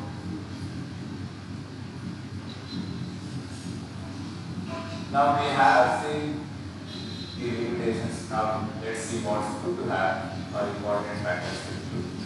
So by defining every other part and definitions, we need to ask two questions. Like, is the purpose of the study explicitly defined? Is it meant for internal company use or the public? So these are very important questions because if it is for internal, it's okay. If it is for public, it should be of a different nature. We need to go and thoroughly review it before publishing. Otherwise, that can be used by the public in a negative way. In US, there is just 5 weeks. So that is very important. Is it clearly stated for whom the study is performed and by whom it is sponsored? With the definition of functional unit appropriate and many more. These are the quite a few mentioned here. So simpler way, the delimitation of system under study, again that could be assessed by asking these kind of questions. For example, is there an explicit or clear delimitation of the system under study? If the life cycle is described in detail, stage by stage, so that is very important. If anything is missed, the study is not used. And finally, the outcome is based on which we are going to do some distance, like environmental impact, that is a factor.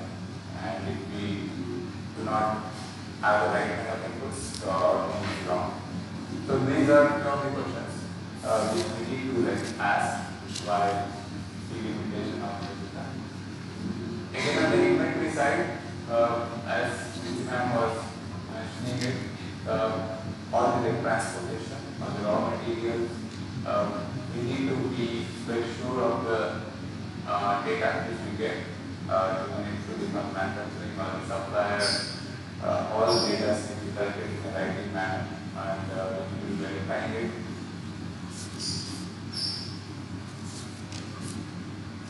And also the impact assessment has any impact assessment to be performed, that is consider all important environmental effect types, that is consider resource, working environment, issues.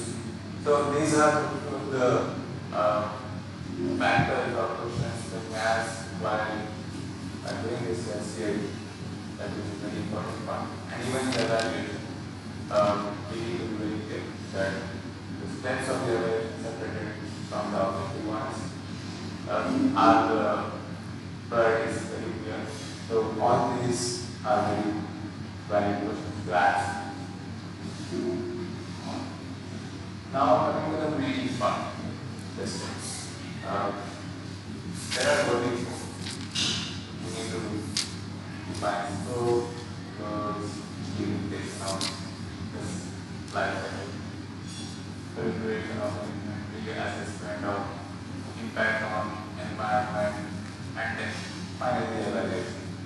So these are 4 steps. We go through each step in detail. First is the goal. Why we are doing it, that is the market. It is mostly defined by the company requirement. If they want to improvise their product, or if they want to check on the company level how they perform. So that would typically guide or canvas what the goal.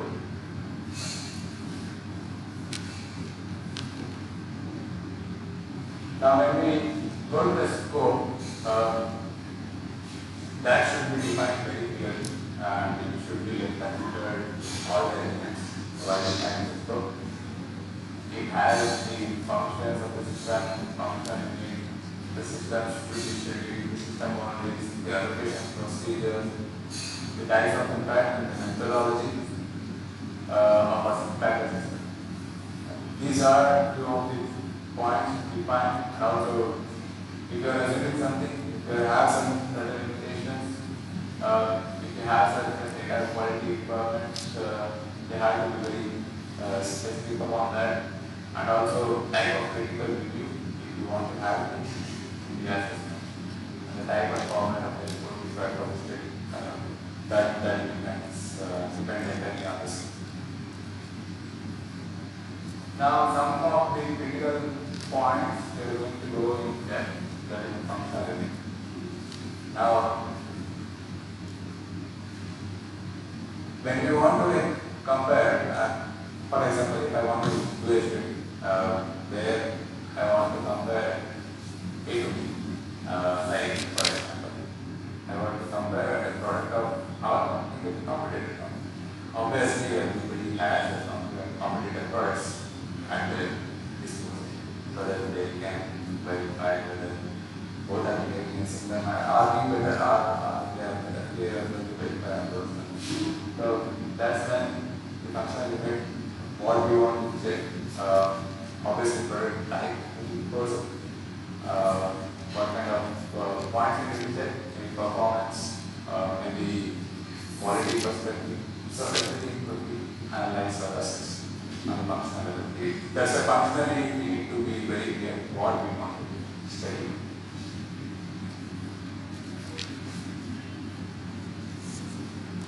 Now the system boundaries, it is very clear statement that says all the processes, all the operations, whether it could be inputs or it could be outputs, you need to be like considering inputs. Right.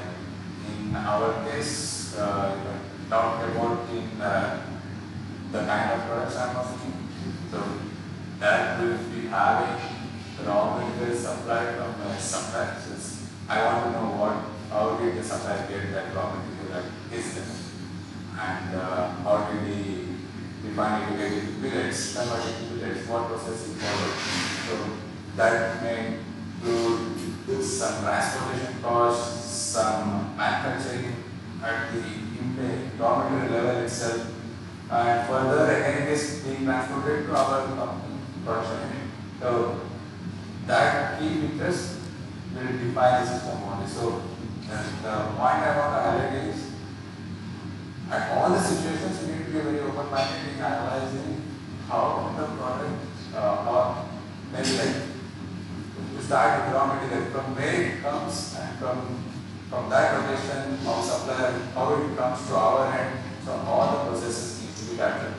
It may seem to be a minor thing, maybe like transportation, it may be 10 kilometers, but see how it is transported.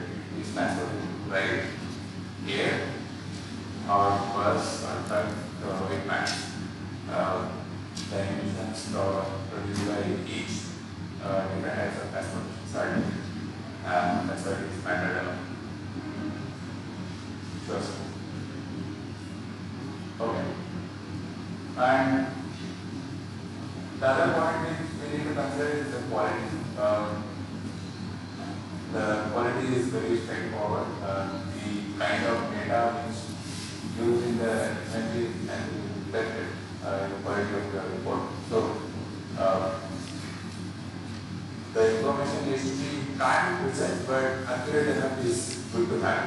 If you have doubts, it is revisit the data so that you are very sure about the data you are using in the analysis. Otherwise, the outcome of the IISC will be not useful. There are two indicators, quality indicators, that I was talking about the precision. The accuracy matters. You can't have wide range. In few of the cases, in IISC and even now, the range was wide. Now you see the IISC is very small, so the range is not that huge. So it matters. And the completeness is from where you're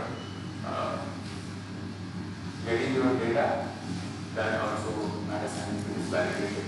That is important to know. The qualitative assessment with the data that reflects the two populations, it varies. It should be repetitive, it should be something, if somebody else does the process, you also should be able to get those kind of data. So that defines your standards which you are following in your company. So that's why these two quality indicators does really matter.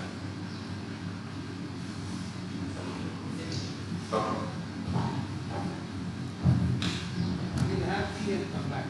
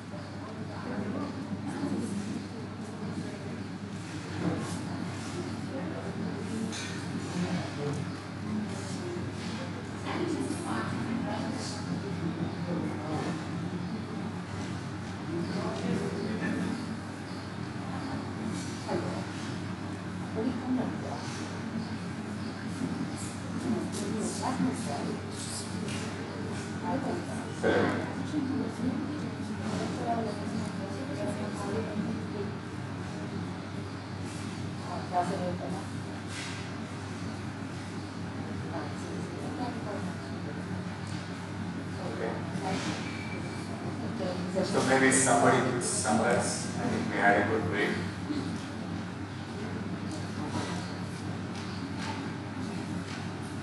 Who wants to summarize? You think? Anybody?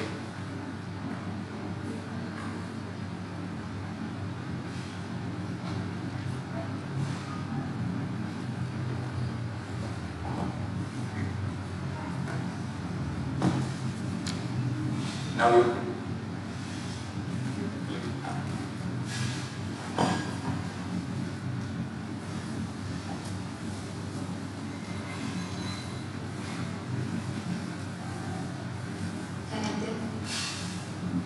Sure. It's a brief summary. We started from the. We started chapter Unit 6 Life Cycle Assessment. In that, talk about learning objective of this chapter. Then evolution of life cycle assessment, stages in product LCA, then code of good conduct of LCA, then procedure of LCA and different applications of LCA. That are the objectives of this chapter. Then first we started with evolution of life cycle assessment.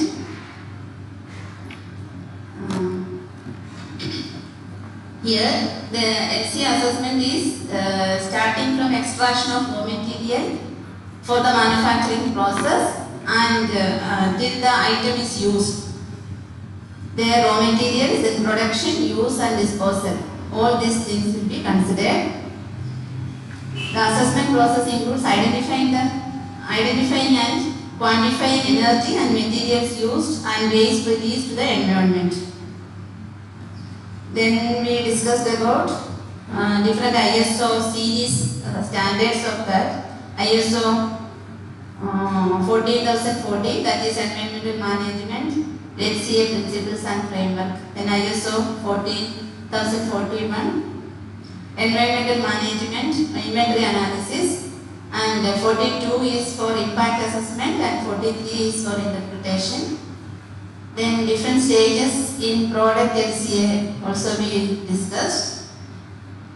And then there are issues associated with life cycle stages. The first one is extraction of raw materials. Then manufacture of the product, in transportation and use of product, what are the issues associated with that we discussed. Then waste management, what are the different, how can we manage waste, that one we discussed, that can be, waste can be reused, recycling, incineration, composting, wastewater treatment and landfillings, that we discussed.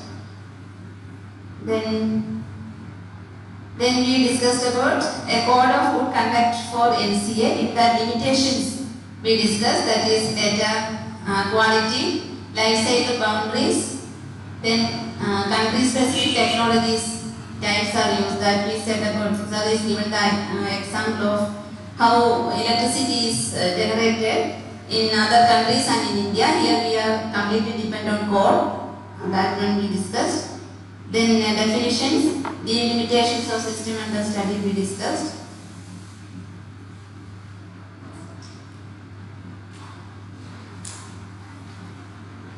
Yeah, then we talk about procedure for LCA. Then 4 steps we discussed in the definition of scope, goals and delimitations of the life cycle, preparation of an inventory, assessment of impact of environmental loading in terms of environmental profiles, evaluation of environmental profiles according to the defined goals, that one is over. Then we discussed about system boundaries. Yeah. After that, the data quality also and critical reviews. So till now we have completed the phase 1. That is just the first phase of LCA procedure. Now we are going to the second phase, that is called the analyzing the inventory. So inventory, as you all know, it is consisting of everything. To start with, how the raw material you get, how you process it, everything. So I'll simplify one, just state a standard statements in here. The inventory analysis includes collection and treatment of data. Okay, but we are talking particularly on the data front, and we are starting the data collection in this second phase. Material consumption, waste, emission profiles for the phases in each life cycle. So the data can be both site specific and data resources. Like now, site specific could be if my manufacturing unit is at a particular location, so that would be site specific. If it is something I'm getting it from the supplier, a small part, and I am assembling using that material assembling. So that will be resources which will be taken from outside and used. So that perspective. Now the data, the recommended is all should be collected from the single sources. If it is internal, that will be the single source for us. A particular team would be handling that. Now it is supplier, we would make sure we follow our standards to extract those data as per the procedure. And it will be evaluated by our team also, whether the evaluation or the extraction data is right or wrong. So that is the process that we follow. Now the quantitative data are important in comparison of processes or materials, but often the quantitative data are missing when the quality is good. This point is very important because the data, if it is inaccurate or not extracted in the right way, could mislead the overall LCA calculations. So that is why those are important.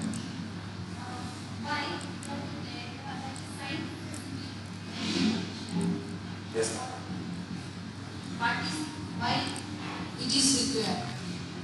So now if it is in India plant or if it is a location, different location plant, the rules and regulations slightly change. So that's on that basis the site specific. No, one more thing. In the Mandya, that district, now, you are from Karnataka? Yes. Okay. In the Mandya district, we will do the sugar factory, sugar industry. It is very easy because there is the availability of raw material is easy.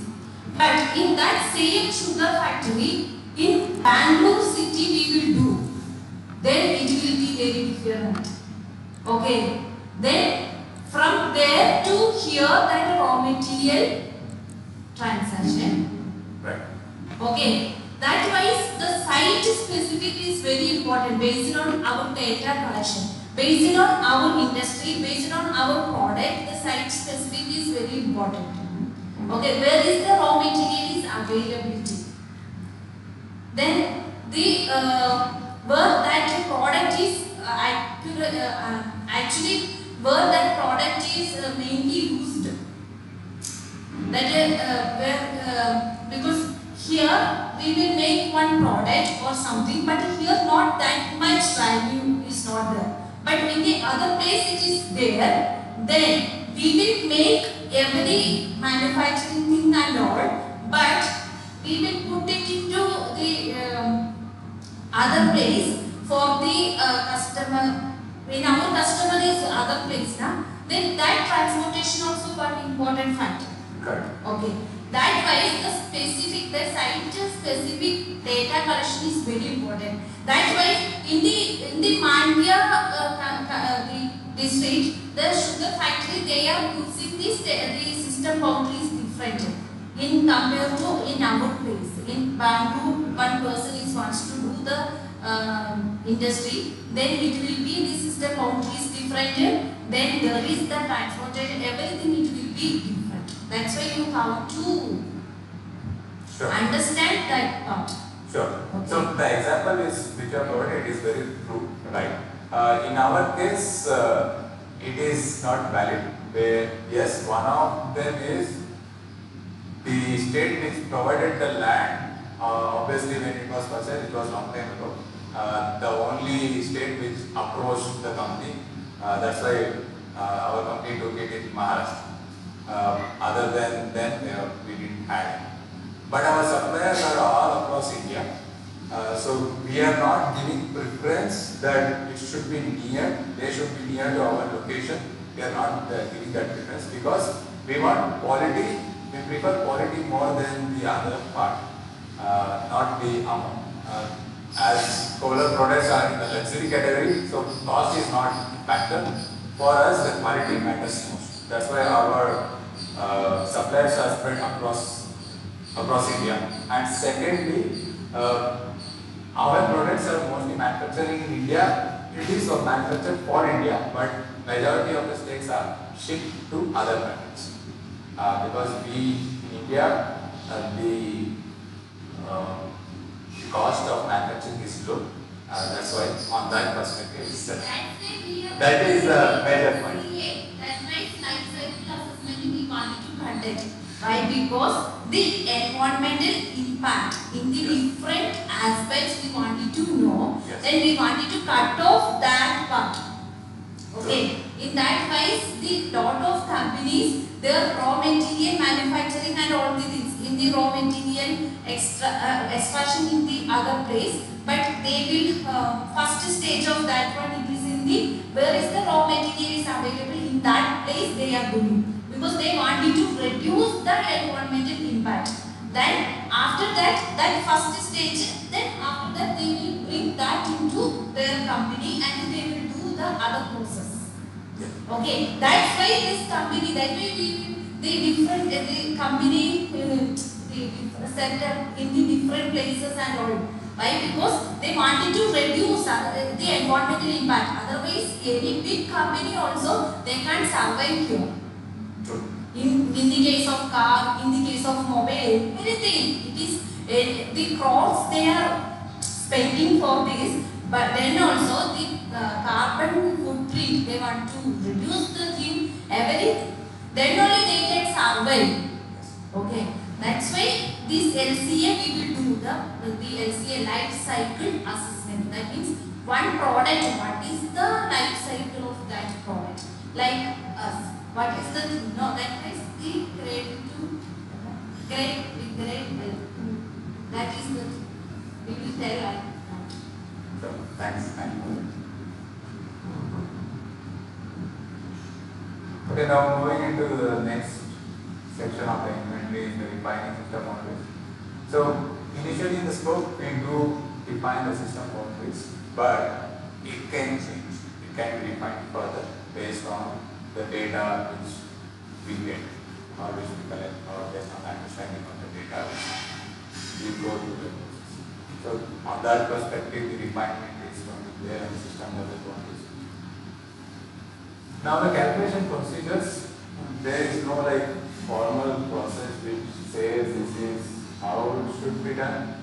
It is more on the kind of data, amount of data if you want to see. Sometimes it could be thousands, sometimes it could be lakhs. So based on that you opt for whatever tool you want. That is the way it is recommended. Now going to the next is verification of data. The validation of data has to be conducted during the data calculation process in order to improve the overall data quality. Systematic data validation may point out the areas where the data quality must be improved. That's why having a standardized procedure within your company does help a lot to have this systematic data validation.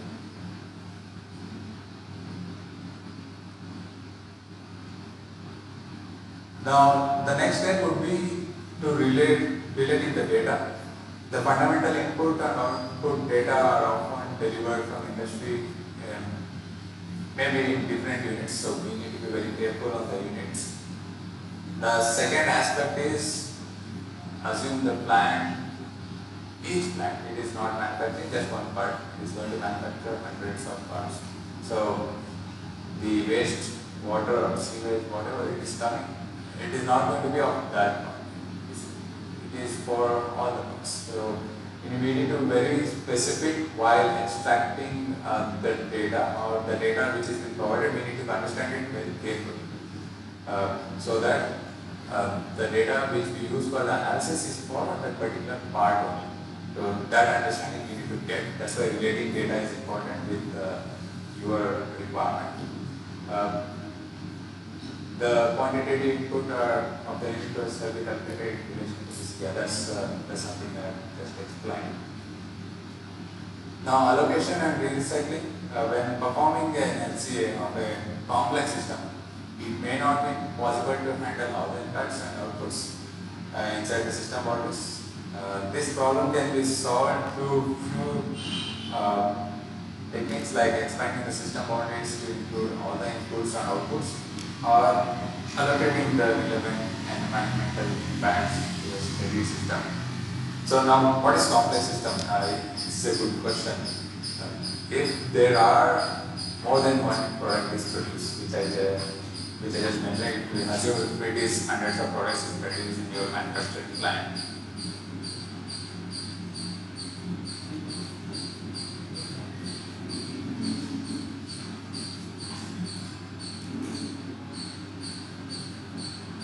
So some of them could flow like crossing the system boundaries occasionally. It is a possibility. One of the example is the electroplating line. If you see the line is of at least 15 to 20 tanks, and obviously it will be managed in such a way that for each tank different kinds of products or type of process are inserted at different timings so that we can use the tank very effective manner. That's why there is a possibility of cross boundary of different products into the kind of extraction of data. It is a possibility. So I am making it very complex for you guys. Please bear with me. That is a possibility of having a complex set of data. That's why we can work on this. There is also multi-input processes. That would also be an open loop recycling point. So there are many possibilities upon that.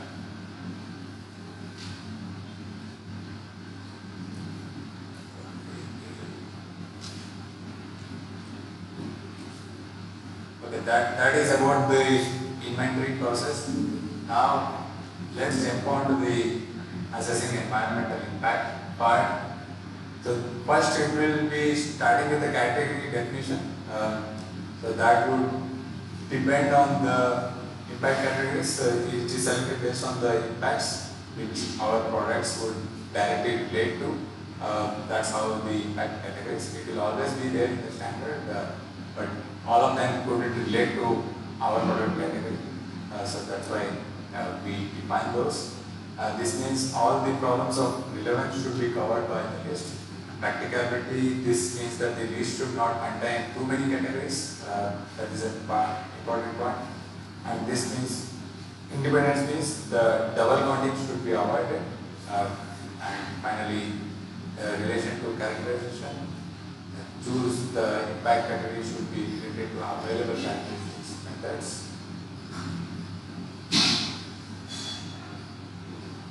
The second one is the classification. Now, before I jump into the next part, can anybody summarize it now?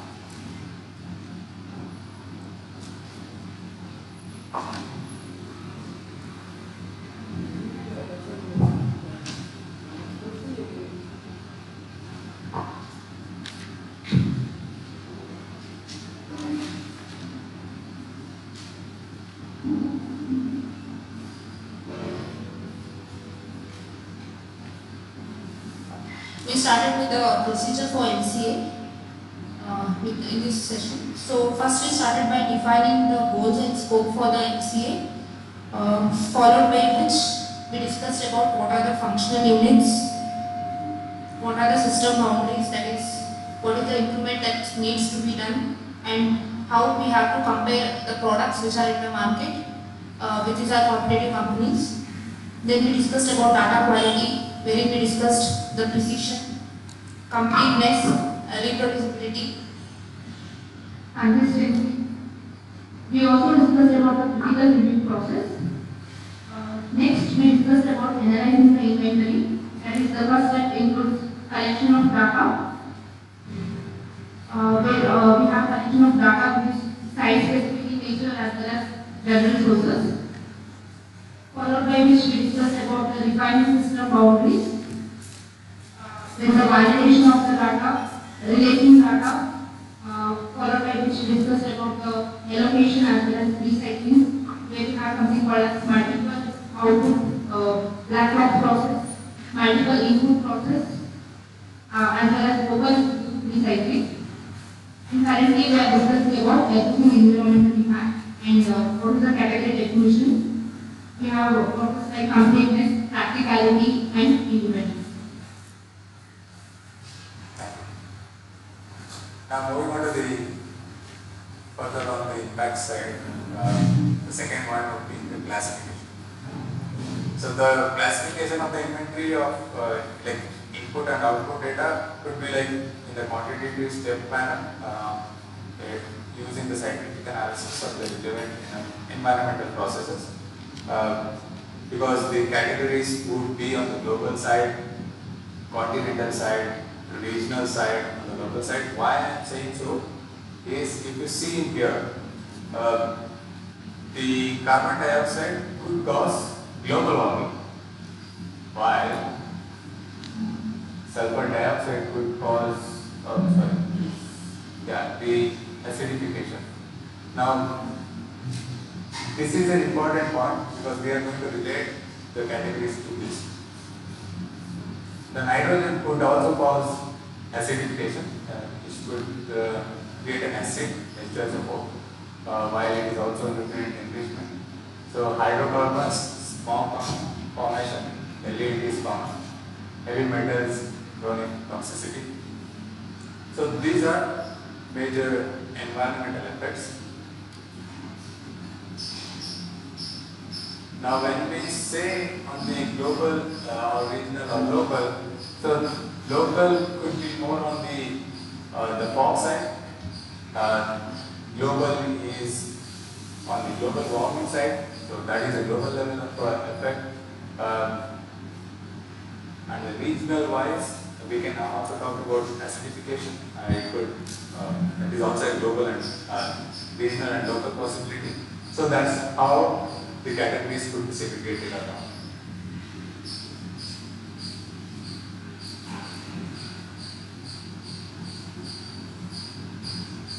Now the next point is the valuation, which is our fourth element of impact assessment, wherein our categorization results in a quantitative statement on different impact categories. Weightage is plainly useful because without weightage, you can see the data, it will show some, it will make some sense, obviously. It is not that I am saying it will not add any value. But the weightage, when we see it is almost in the percentage terms, it will go give more indication which is better. If you want to compare A to B, which product is doing better on the LCA perspective, the weightage will help you in assessing or selecting the right kind of process for that or the alternate methods which you are searching for. So that would give us a good understanding. There are many approaches to that. One is proxy approach, one or a combination of several quantitative measures is stated to be indicative of the total environmental impact, energy consumption, material displacement, space consumptions are few of the examples. These are some things few institutions have followed till now. Based on that, these principles are generated. The technology basis is methods can be used to,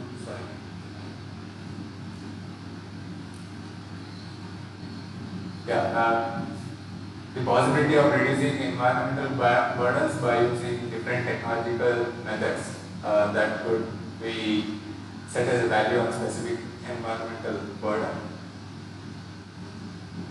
there is also on the monetization type authorized goal side or authoritative panel side, the things could be driven by governments or driven by international bodies. That could be an authoritative panel side, or the goals or standards. It could be on the political reduction targets. On the volume side, for the emissions perspective, we can talk about it. Monetization is on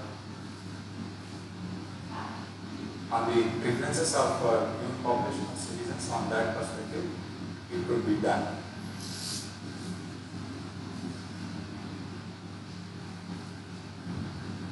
Now, when we were talking about the kind of environmental impact, we did also see carbon dioxide types and variants.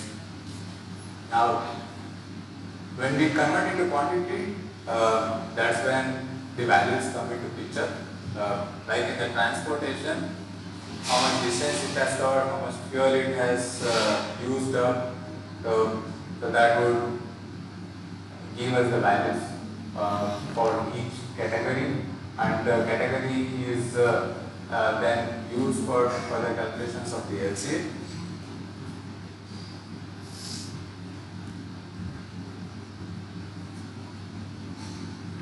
So these are the categories. I think this slide got misplaced maybe. So these are the categories which I was searching for earlier. The global level, there is global warming. Maybe somebody could add or come into the talks. Maybe you talk about local. Global, no? Local. Ozone depletion. Ozone depletion, is it a global or local? Ozone depletion is global. Local.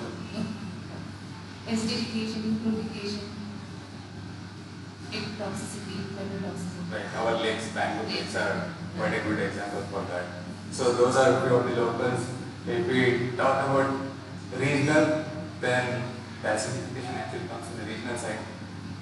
While in the local, you can talk about area degradation. Yeah, the soil content erosion, the quality erosion, all will come to picture. The global level, global warming is the best examples. Now, based on all those data, I will not go through this theory here which I have mentioned. I will just jump onto the table. So we can calculate this environment profiles.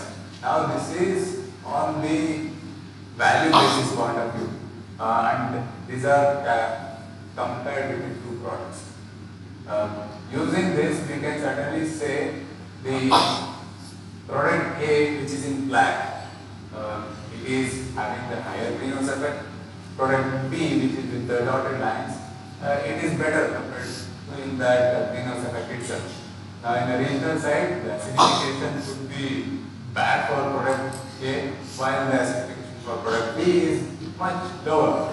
So, it is not decisive, because in the acute toxicity side, local side, the product B is doing better in the toxicity and also like disrupted area perspective. So it is not giving us enough evidence to make a good decision. Now that's why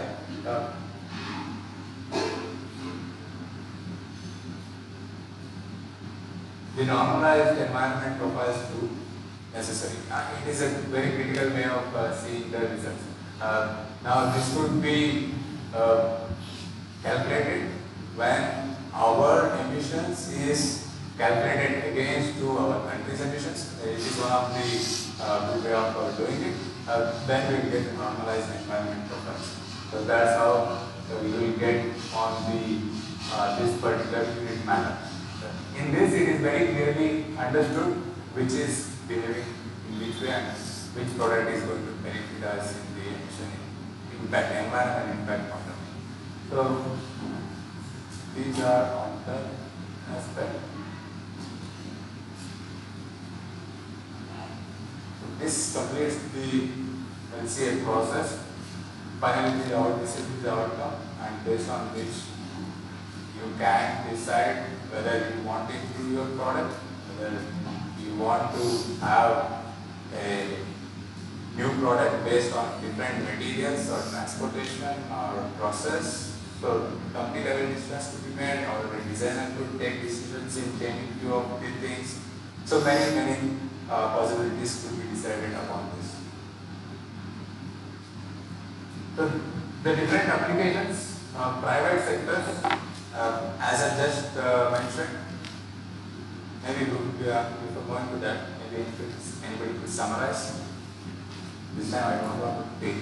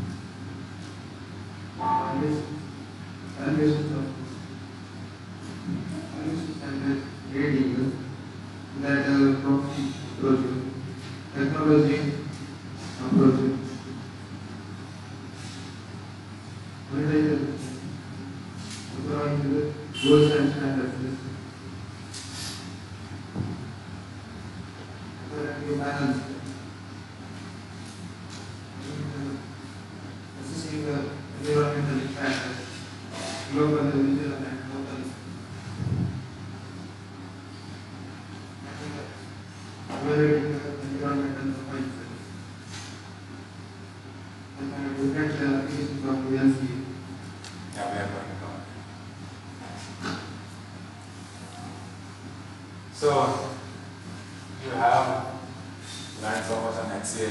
Anybody would like to predict what could be the private sector which could benefit from HCA, or what they can do with HCA?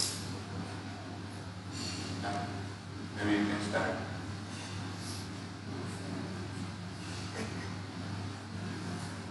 Okay, anybody would like to give a thought about it?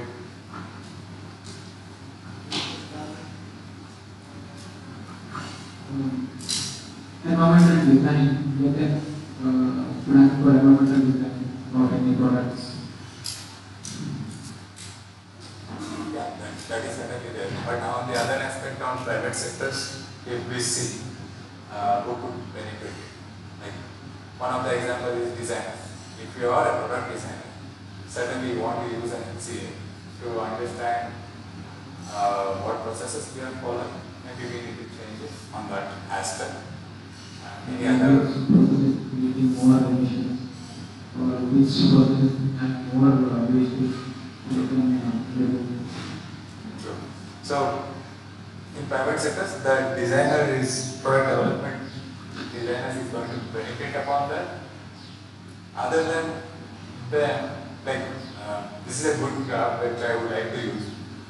You can't use your LCA report to change in your process in immediate effect. It is better when it is done at the start of the program. That is an idea level. As you are working on a new product, that is an idea stage. Now you have a good amount of freedom to change your product completely. So that is where you can change your process, change your raw material, change anything. That is a possibility. Now if you move on to go analysis, you optimize it, finalize your product, do concept, that's when your degrees of freedom reduces and you will have good amount of details also. When you reach the end stage, my degrees of freedom reduces drastically. Once this product is in production, I can't do changes in raw material. So that will impact the manufacturing process. Or the overall outcome could vary. I need to do it again. So many things would eliminate the risk, or not eliminate, it will create the risk. So that is not going to make happy any management at all. So, but the point in here is where we should have the LCA report, and that should be in the idea phase or in between, like concept and idea phase. It is better to have, and that's when we have liberty on changing anything.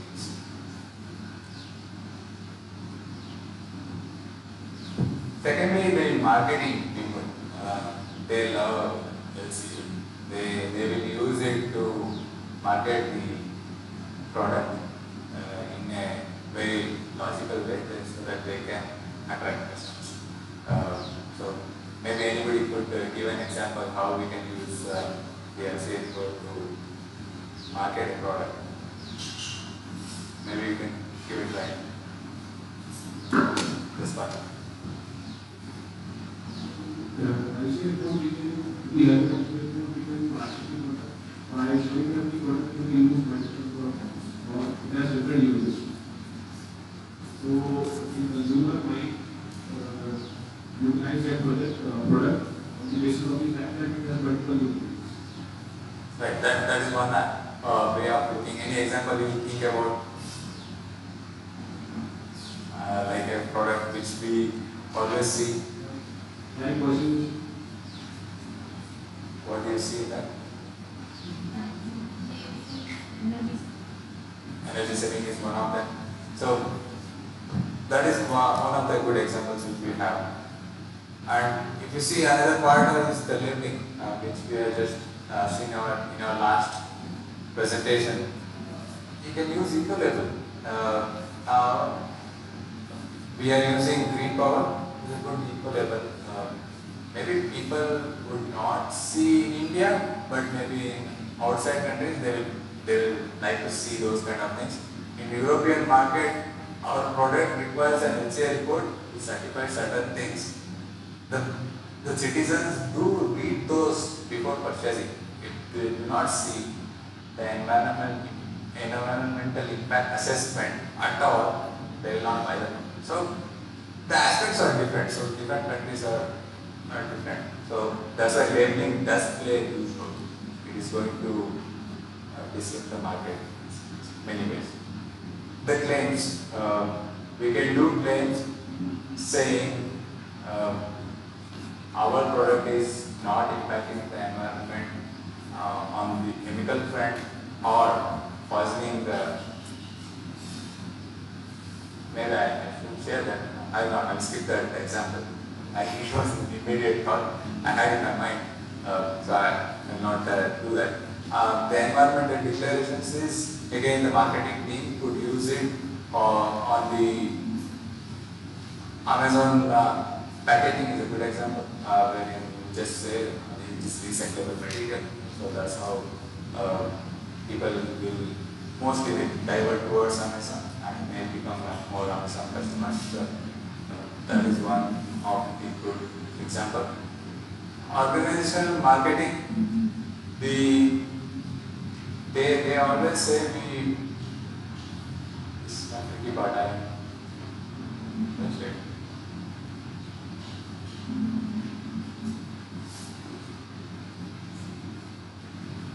Yeah, this is only on the to say to people or within the company that we are certified to the NCIS. So it is just the marketing perspective.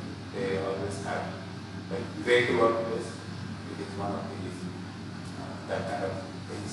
Strategic business planning at the where how your product is behaving, or if you want to do a new product development, for that you will require a strategy. The LCA reports that support how it is going to help in all your future product developments. So these are all our private sector applications. Government is government, which is always going to use these kind of things to policy makings or doing some guidance or decision makings, which is going to impact the overall how we are going to be in the future. So on that aspect, the government applications is dependable. I think that is the end. Anybody would like to summarize the last section?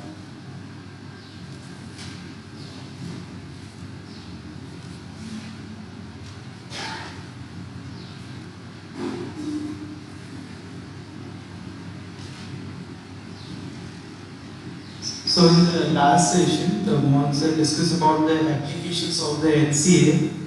So we discussed about majorly two aspects, the private sector and the government sector.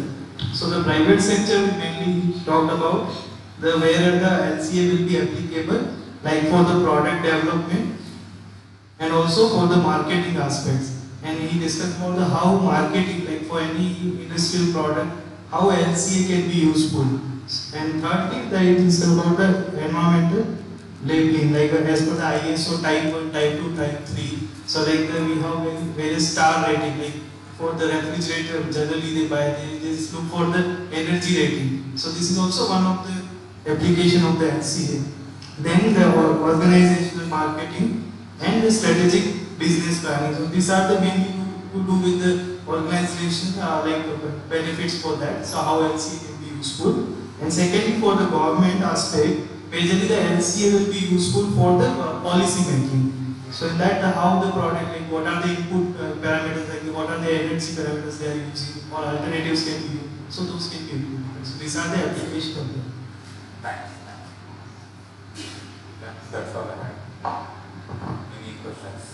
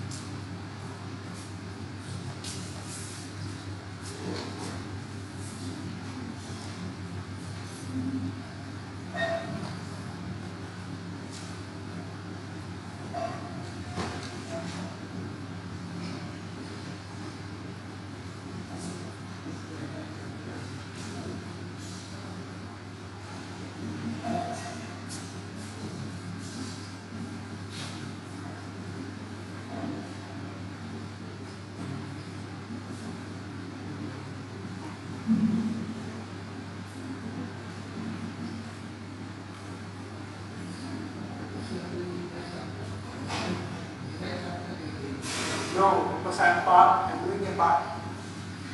Actually, he already covered entire chapter.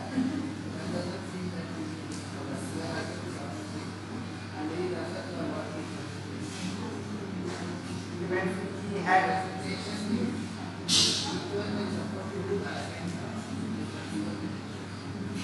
basically we are having the online training, we had distributed chapter.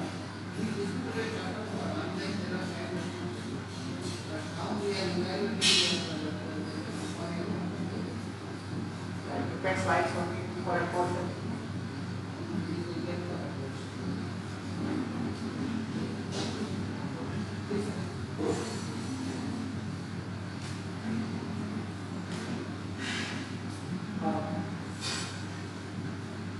Mohan covered very brief about the NCA. I'll just do a recap of limitations of NCA and the features of a good conduct of NCA and the NCA procedures.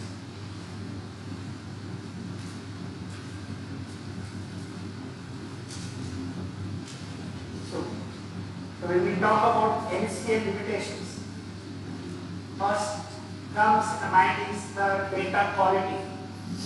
How the data quality can be a limitation. Suppose if you are taking a direct data, that quality will be higher. and if we are taking a data from a secondary source like a literature or a others report, that data quality will be a different. So the next, life cycle boundaries. In case of NCA, defining a boundary is very, very important.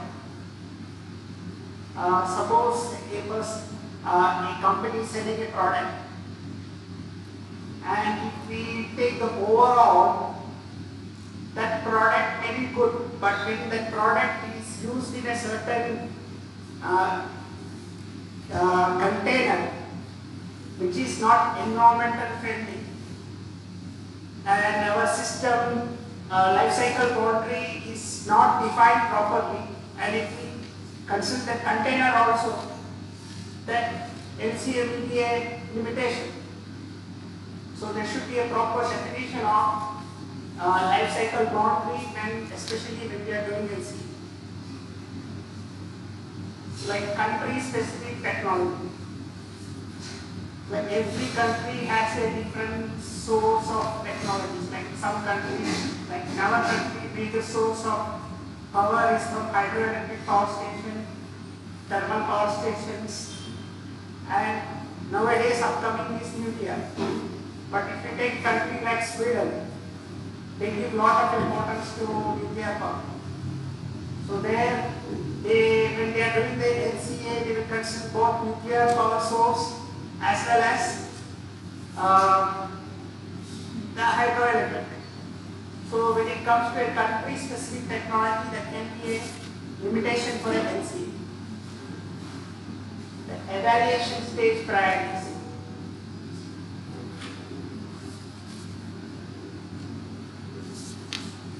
Evaluation stage priorities. So when the people who is doing the LCA, based on their priorities, they may evaluate certain stages, and certain stages they will not evaluate. That can become a drawback of a life cycle assessment.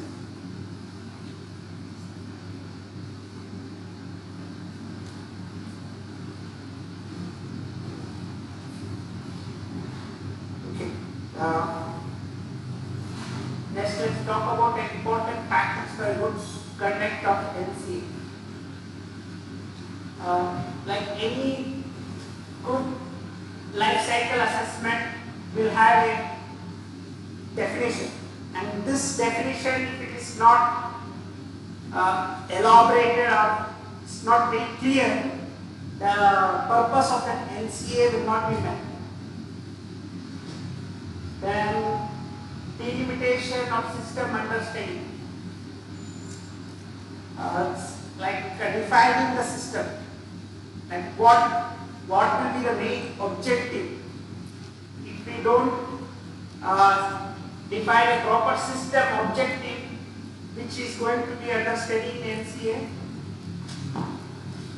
then that won't be a good for NCA.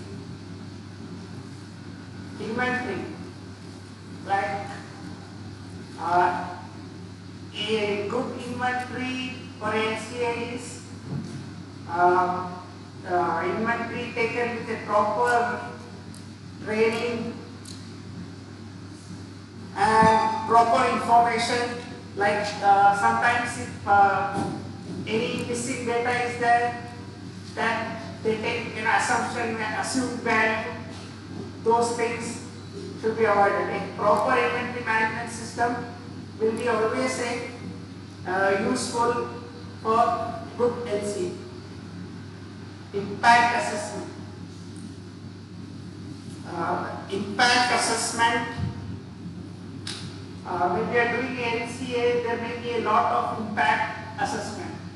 Like we should consider all the environmental impact during the life cycle of that product for a good LCA. We cannot just consider only water, we can ignore air. So we should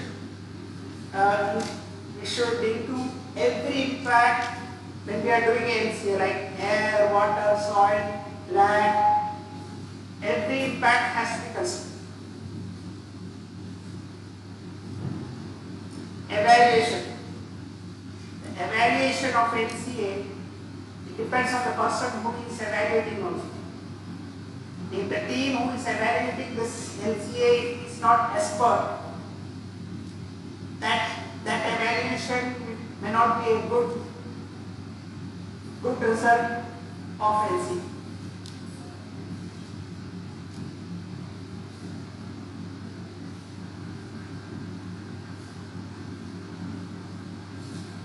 So the 4 steps involved in carrying out an NCA, same repetition. It's like we should have a proper definition, scope, goal, objective, delimitation of the life cycle.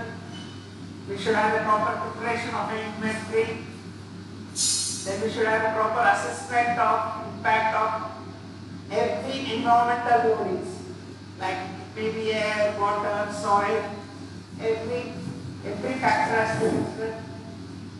Evaluation of an environmental profiles according to the defined goals.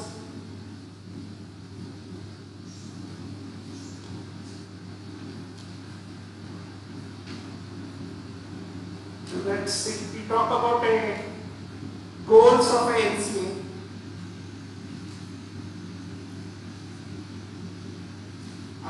We can have an example of goals of NCA, like comparing 2 or more different products having the same function. Like in this, we can compare the apple to apple, the 2 products, and we can evaluate. Here the goal is to find objectively to comparison of 2 different products having the same function. Now, in this, which product will be better? Which particular product will be having added advantage? Then, second, identifying the improvement possibility of existing or innovative new design. We can have a goal. Suppose in the HCM we can have a goal that the product can be having a new improved design based on the latest technology. So, if we have such goals, then we can identify a possible improvement or a redesign of a product during its life cycle assessment. Then we can identify areas, steps, etc. in life cycle of product meeting eco-labeling criteria. Like when we see eco-labeling, different countries will be having a different eco-labeling. Maybe we can improve our eco-labeling comparing with other countries' eco-labeling, and we can improve our eco-labels.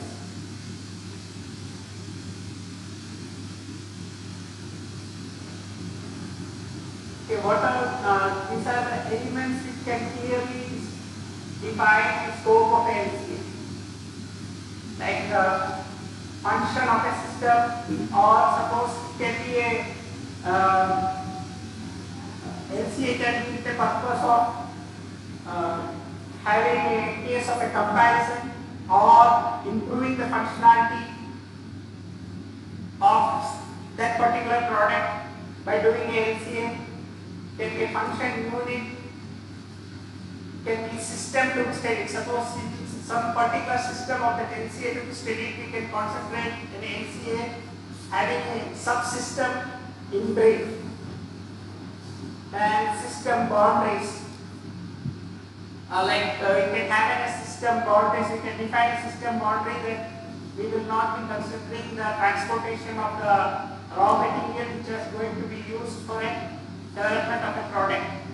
We'll just put a boundary that not to consider the transportation part of the material which is going to be used. And suppose steel production. If we consider how we are doing the mining, then that is disastrous. But if we define that we will start from the ore which is already available, that LCA is a difference. So here we are defining a system boundary saying that we will not consider the mining. We will consider that ore is readily available from that. So we are stating we are putting a boundary. Then the allocation procedures. Allocation procedures.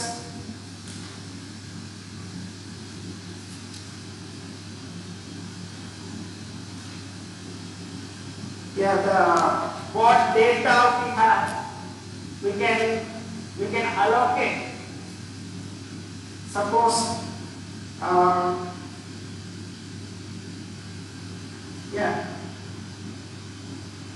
like it can be a site specific, or it can be qualitative or quantitative.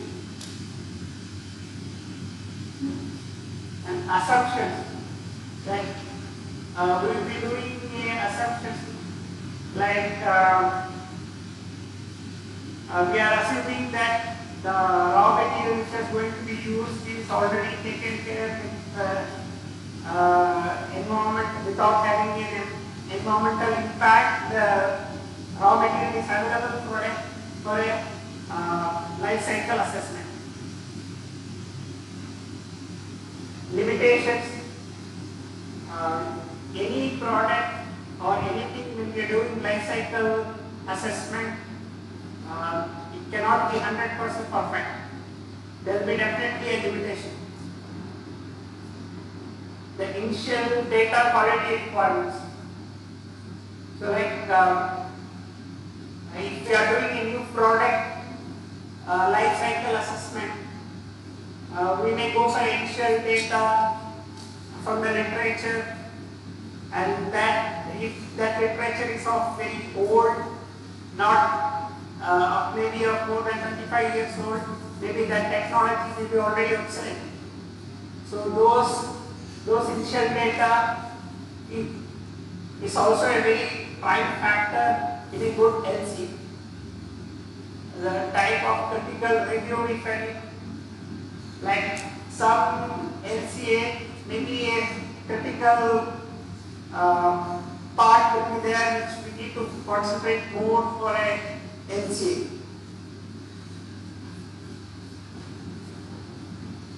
The type and format of study report required. So LCA, always we should have suppose if we are doing a comparative study of a two product. So one product we cannot have a different format of LCA, another product cannot have a different format of LCA. That will not be fair on both the products having two formats. We should define a product, and especially when we are doing a LCA with a prime objective of comparison. We should have a predefined format, and both formats should be same for both the products which are going to be compared.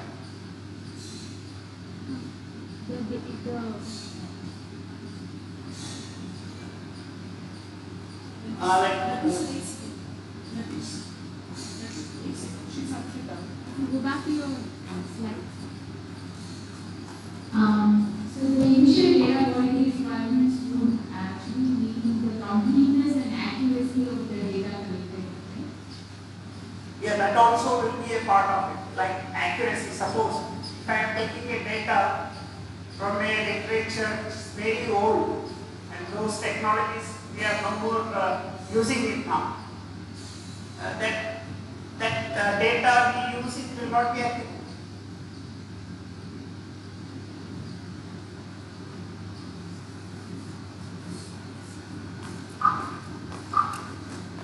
See now, say the following are the additional data quality indicators: representativeness,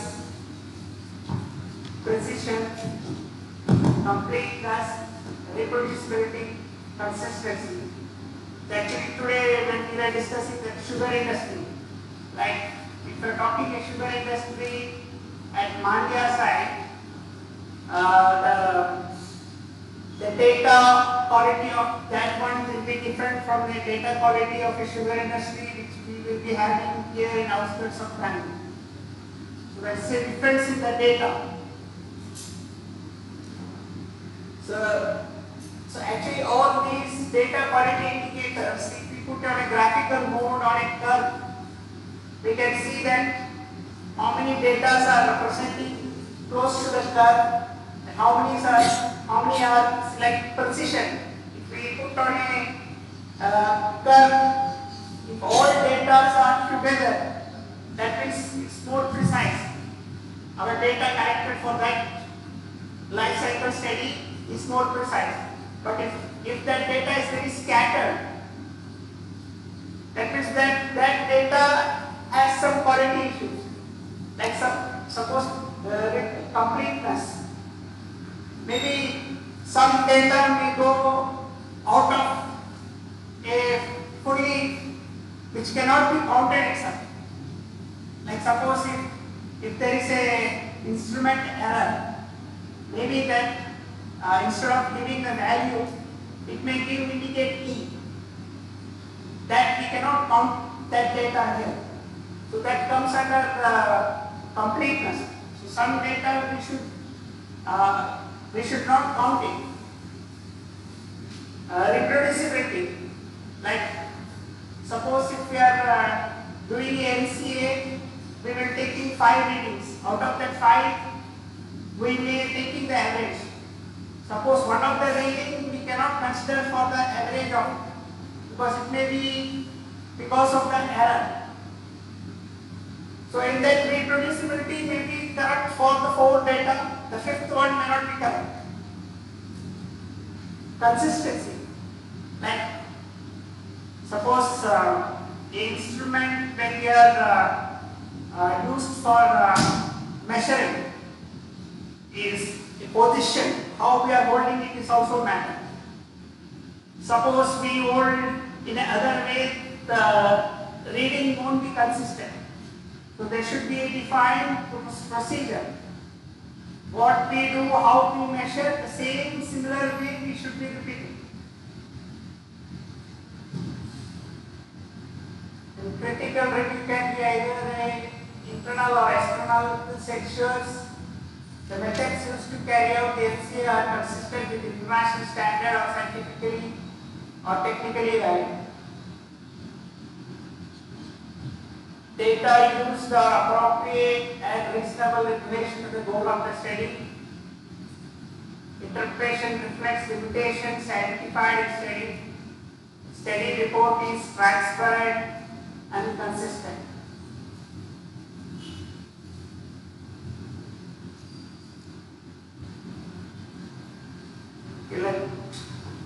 Now here goes with we are analyzing an inventory, the data collection. The data collection here can be site specific or based on a trade organization, or it can be quantitative. Suppose if we take a defined system boundaries, like system boundaries, we can exclude some sub-stages, and then we can define that our boundary of life cycle analysis or assessment will be with a certain boundary. We will not consider the subsystem. Suppose we will not consider how that raw material is being produced. We'll exclude, that is what we will refine the system boundary. Next, calculation procedure. Like calculation procedure, we should have a minimum a spreadsheet. Like a spreadsheet, it can be a formulated. Or if we go on a high end, we can write a program. Suppose in nowadays it's not there. There was a language called Fortran, formula translation. This Fortran language's main purpose was the program was written, and therein if you give data, it will calculate anything. So that Fortran language is nowadays it's very minimum use is there. But earlier we used to write program for calculation itself. Validation of data. Like suppose a data, like a measurement data taken from an instrument which is not calibrated. That data will be having same value. Suppose the instrument is calibrated, that data will be having more valid information. Relating data. Like if you have a flow chart and you put this yes, actually if we put this data in a particular x and y curve, we can form a relation between the data. Next is allocation and recycling. Like maybe allocation and recycling may be like, yeah, it will decide on the type of input, like what is the input and what will be the next output.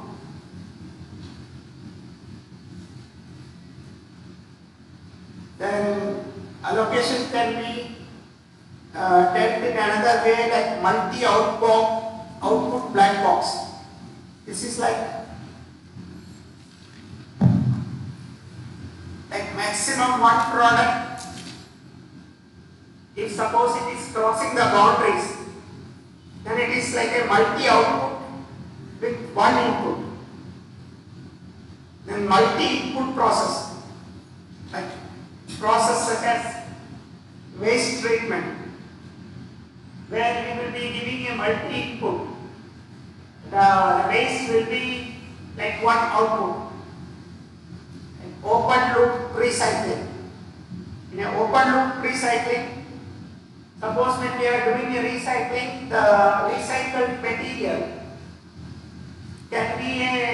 will go outside the boundary and will form a raw material for another system state. So that is an example for an open loop recycling.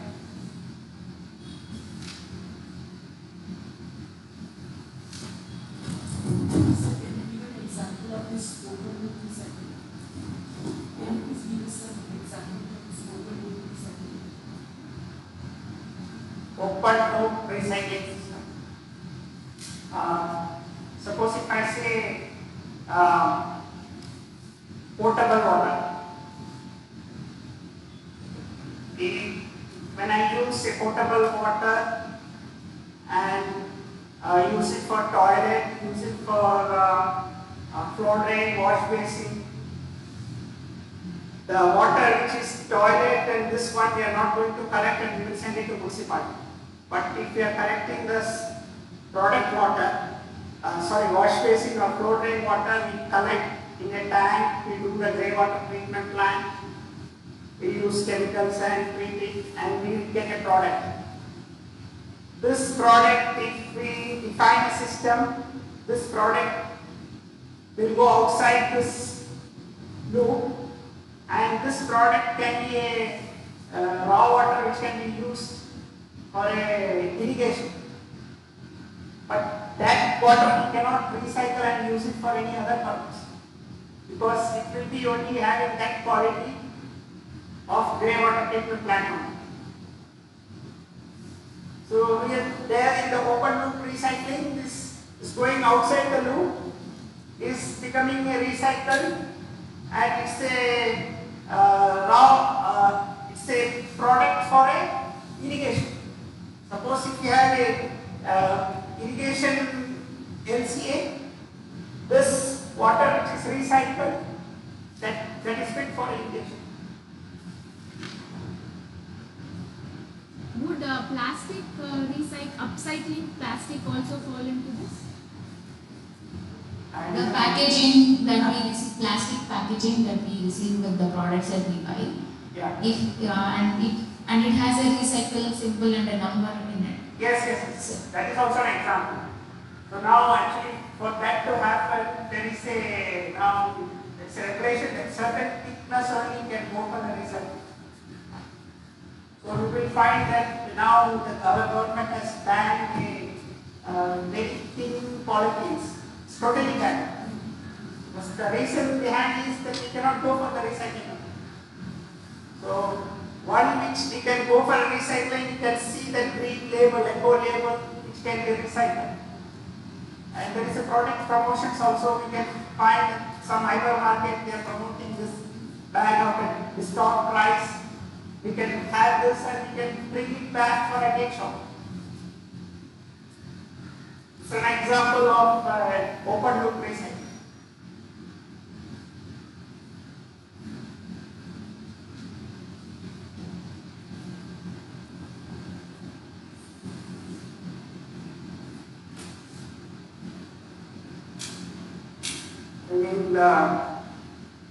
What assessing the environmental impacts. Like we take category definition.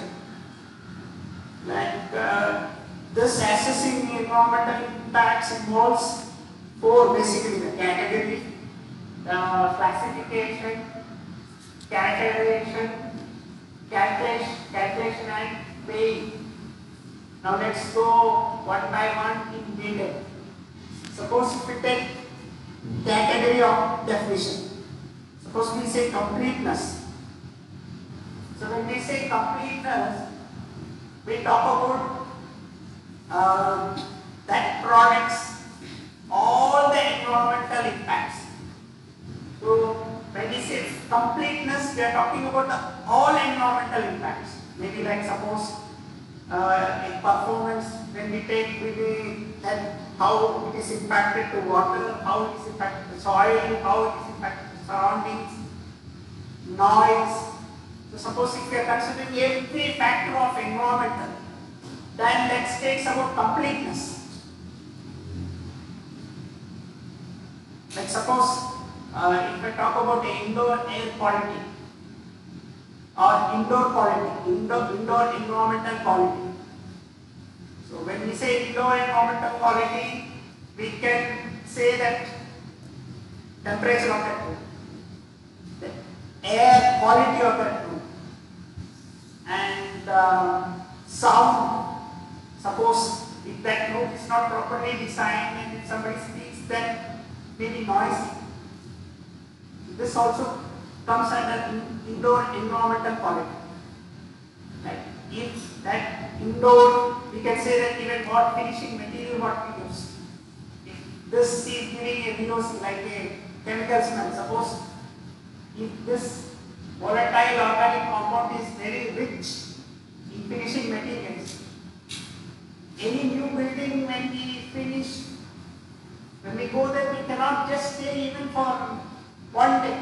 For that, say the industry has started a degassing system. Like a degassing system is we have such problem when we write a specification for a project for a material to be used for finishing. If we forget to mention the VOC limitation, they may use cheaper material which will have a high VOC. So then later on we just make a variation to add a degassing of this room, where at least for 1 month continuously we'll do the air change for that, taking out all the VOC before we handing over the system.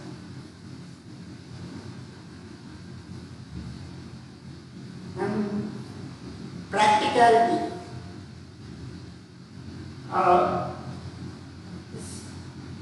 We all know that if we see that 100% perfection is very difficult.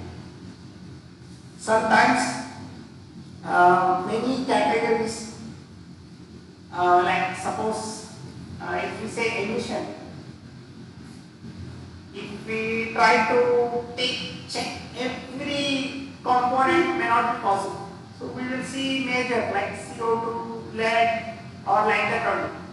But If we consider the emission, if we do a detailed analysis, maybe we may have many components. So we should be practical also.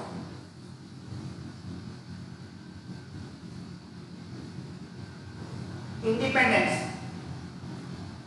Like if we speak about a data independence, suppose if I take CO2 and burning of combustion of hydrocarbons. So both gives CO2. So we should not take a double data there that pollution from the CH4 hydrocarbon and pollution from the CO2 will be same. It's a double, like repeating. So it's not independent there. Like hydrocarbon definitely will be taken for combustion, CO2 will come because hydrocarbon is formation of carbon and hydrogen. So same like that if there the data doubling will happen, like repeated impacts will come. In relation to the characterization step, like we can say characterization means like global warming, like ozone depletion. Based on the characterization, we can assess the environmental impact. Like some chemical can be cause toxification of the soil, and if this toxification is happened to the soil and if any crops grown on that product can become a cancer. Like suppose in endosulfan, you say endosulfan pesticides or something is used, the crops produced from that, one who consumes that crops also, you can find defect in the generations.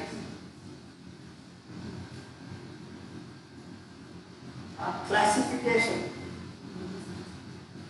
Again, classification in assessing an environmental impacts can be quantitative based on a scientific analysis of the relevant environmental process. That's not correct. What you said about endosulfan. Endosulfan, when they spray it in the air, yes, in the cashew plantation, when they spray it, when people inhale that, that is where the problem is becoming serious. Okay, so it is not coming through the cashew. No, when we spray through air, it can come. When we are spraying that on a crops or anything, that obviously will take a small percentage. No, this is in cashew plantation. The people have not found it in cashew. It's only through the air.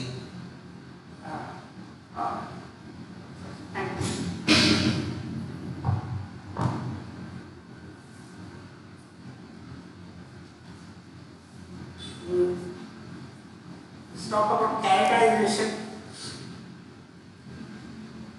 Characterization can be like, we can know a characterization like having a change in input, how it is impacting the output.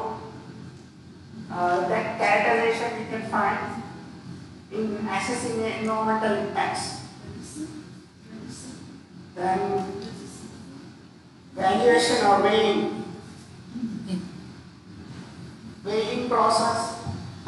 Listen, can we ask someone who can summarize whatever you have spoken? Yeah, please summarize some drawbacks of LCA.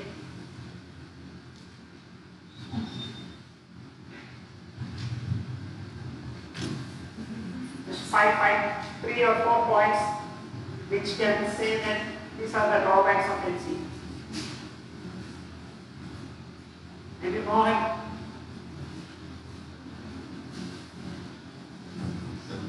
The limitations part. Okay. So the limitations of LCA is have already excited about ways the technology diet in different countries. The priorities too, and some of the good factors to have are the definitions. We need to ask the question when we are defining the definitions or the utilization of systems and the study or inventory, impact assessment and evaluation. So these are the two things that yes.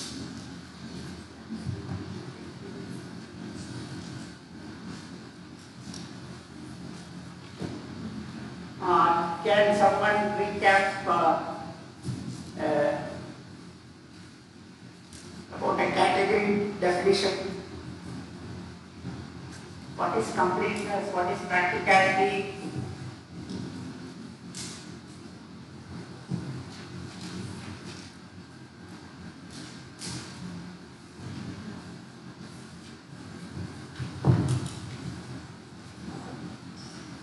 The category definition includes the four components: completeness, practicality, independence, and relation to the characterization step.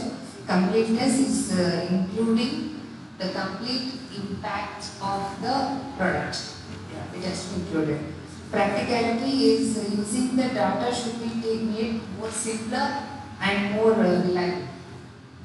Independence is you have the data, pollution can cause air pollution, water pollution, the repeatability of that or double value should not be considered.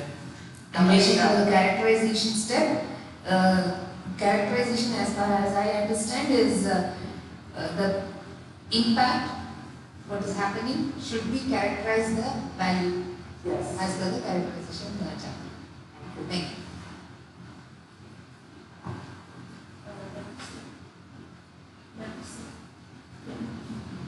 When you gave an example for the cashew, on the pesticide used on the cashew plantation.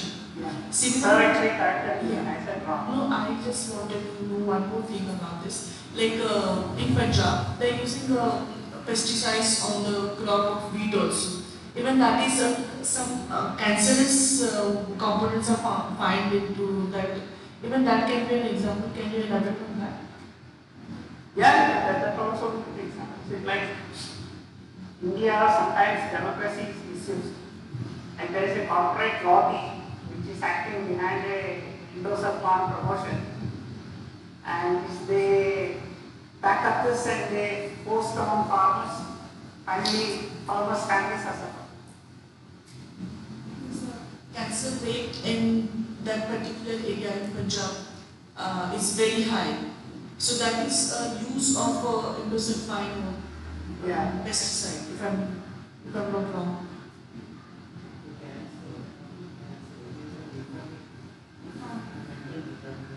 So is that the use of endosulfine?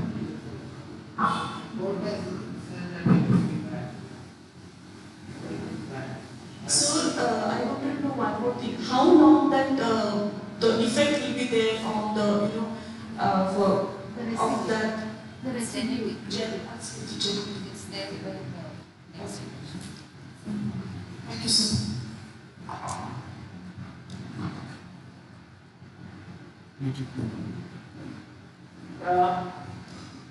Calculation of weighing, the calculation of weighing part.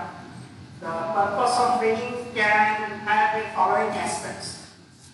Maybe based on the interest of the stakeholder or based on the preference of the organization, or there can be another aspect that to ensure process is visible or documentable and reportable, or maybe based on the state of the knowledge. If the one who is doing the NCA, if he is an expert in certain field, he may give more weightage to this field.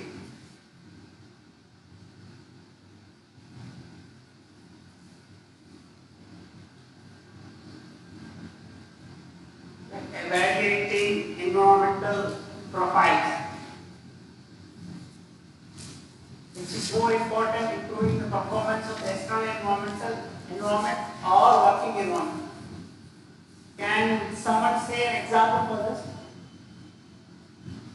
In evaluating environmental profiles, which is more important? Improving performance in the external environment or working on the environment?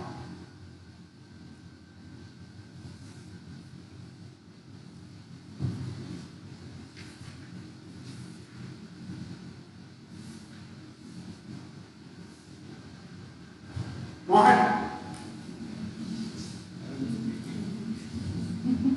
can you help me on this?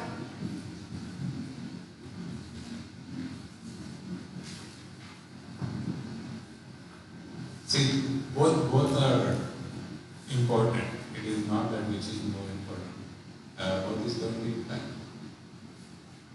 The human on that aspect, if I think.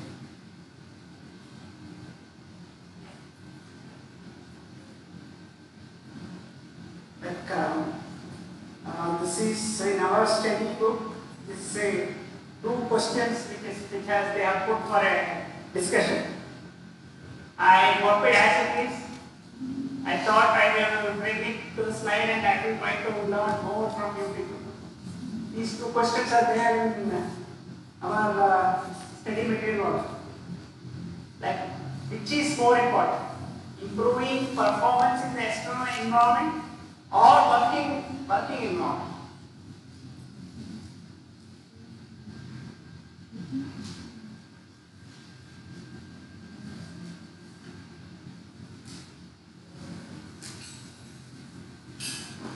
Or the second part is reducing the life cycle contribution to ozone depletion, more important than diminishing the release of chemicals causing chronic toxicity. The second, give an example. When we talk about ozone depletion, like ozone depletion can be caused by even, like suppose if we say one of the ozone depleting compound is CFC. Like we have a study where it has confirmed that 3 kg CFC which is released is equivalent to 15 kg of CO2. And this 15 kg of CO2 can be an equivalent of same impact of 5 kg of SO2. So here, reducing life cycle contribution to ozone depletion, more important than diminishing the release of chemicals causing chronic toxicity.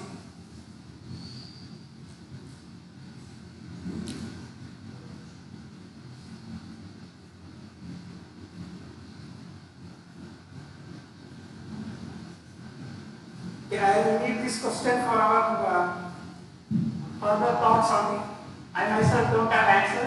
When I was studying, I thought I should bring this question. Because I myself did not understand this frankly. Sir, this is there. I tried reading 2 times, 3 times, but I did not get it.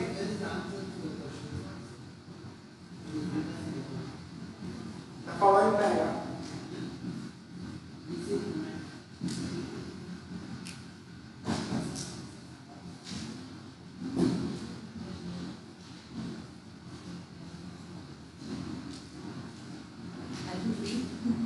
As I said clearly, no objective answer can be given to this question's language. That involves judgment of fundamentally incomparable items. You please understand this. This is the evaluating environmental profile for LC. Okay? That's why he is already mentioned about that. Not each and everything we want to normalize. We can't tell which one is the higher, which one is the thing. That's why after we will evaluate each and every output and input of any process boundary, we have 2 types of things under. The first one is the input, and the second one is the output. Each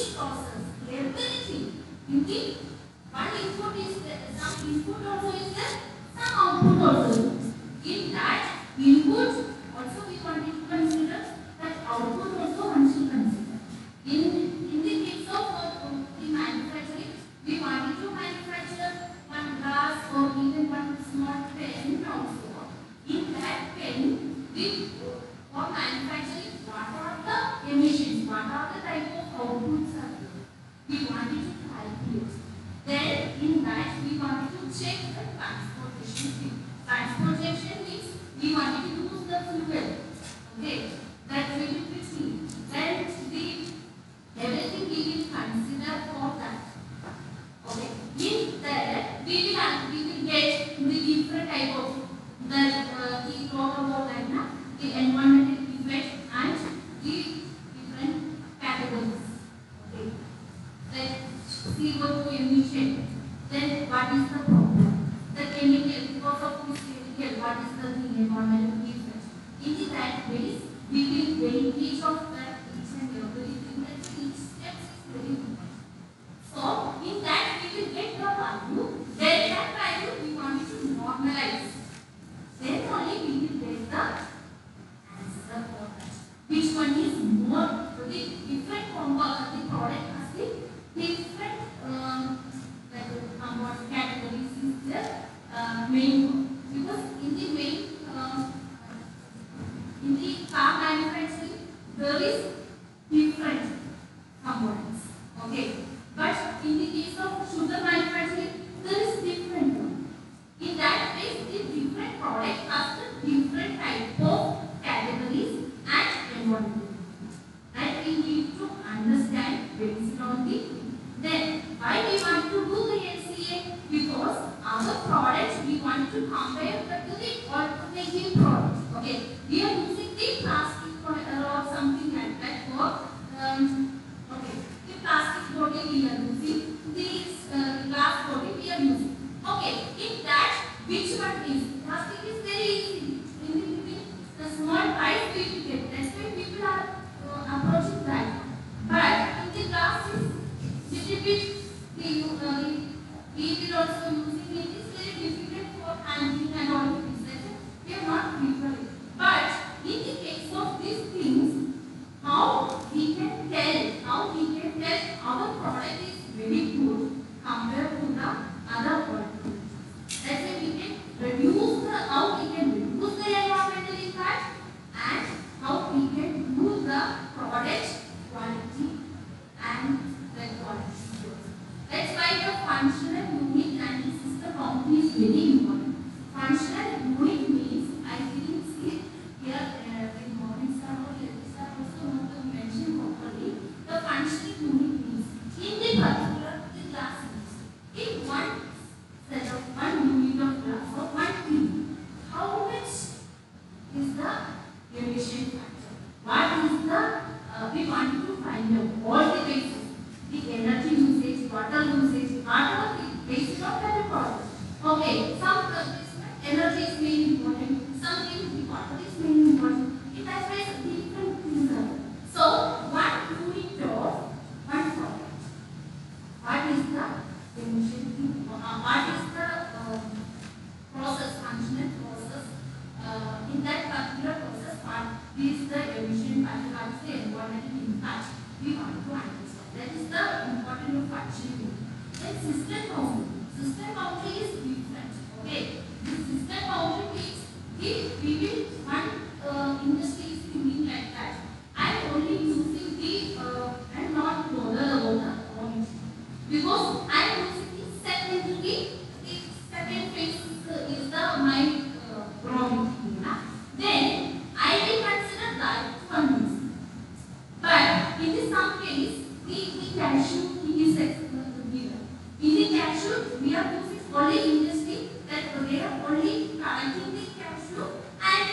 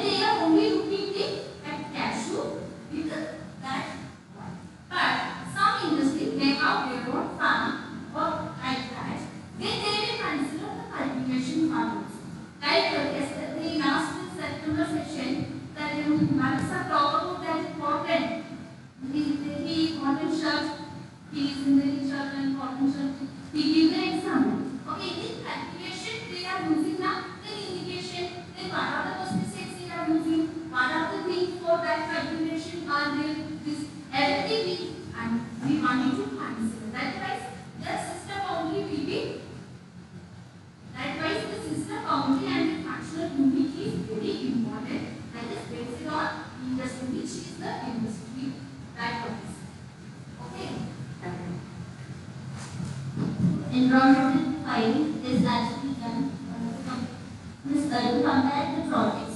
So what is the emissions of the product? So if we find that a product has lower emission than the other, so that product which has lower emission, that is more preferred. Because we always are thinking about environmentally friendly products with lower emissions. So for that, environmental profile is done. Yeah.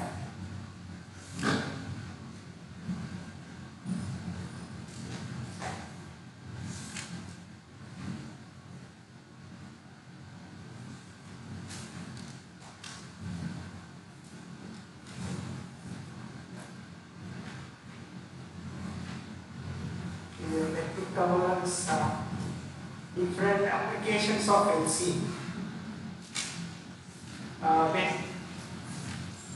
There can be two major applications, that is one is private, another is government.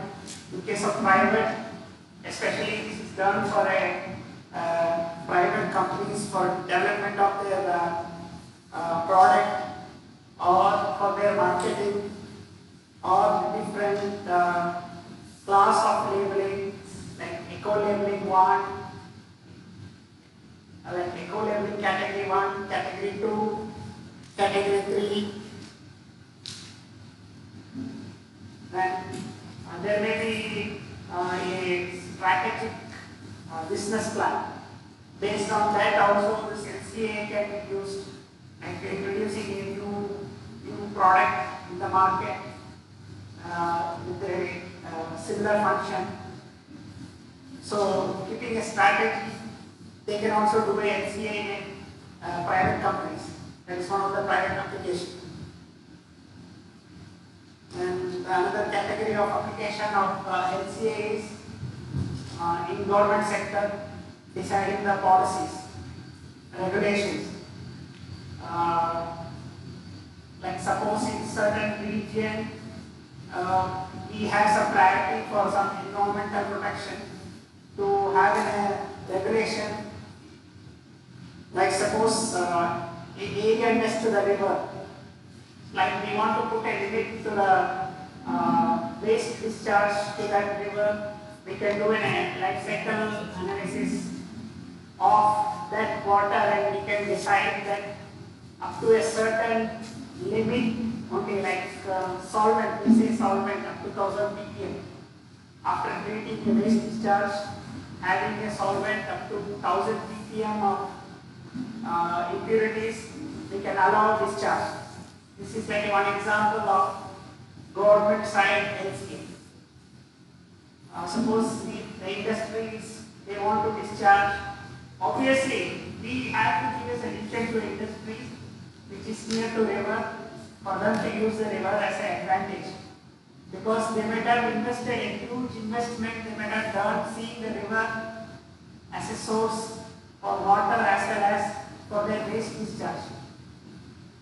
In that case, if we totally stop that industry from discharging their waste, it will not be fair. Instead, government can bring out a regulation by doing an LCA that what should be the category of their treated water, what should be their terms of reference after treating that water, which can allow them to discharge that water to the river. This is one of the example of government application of LCA.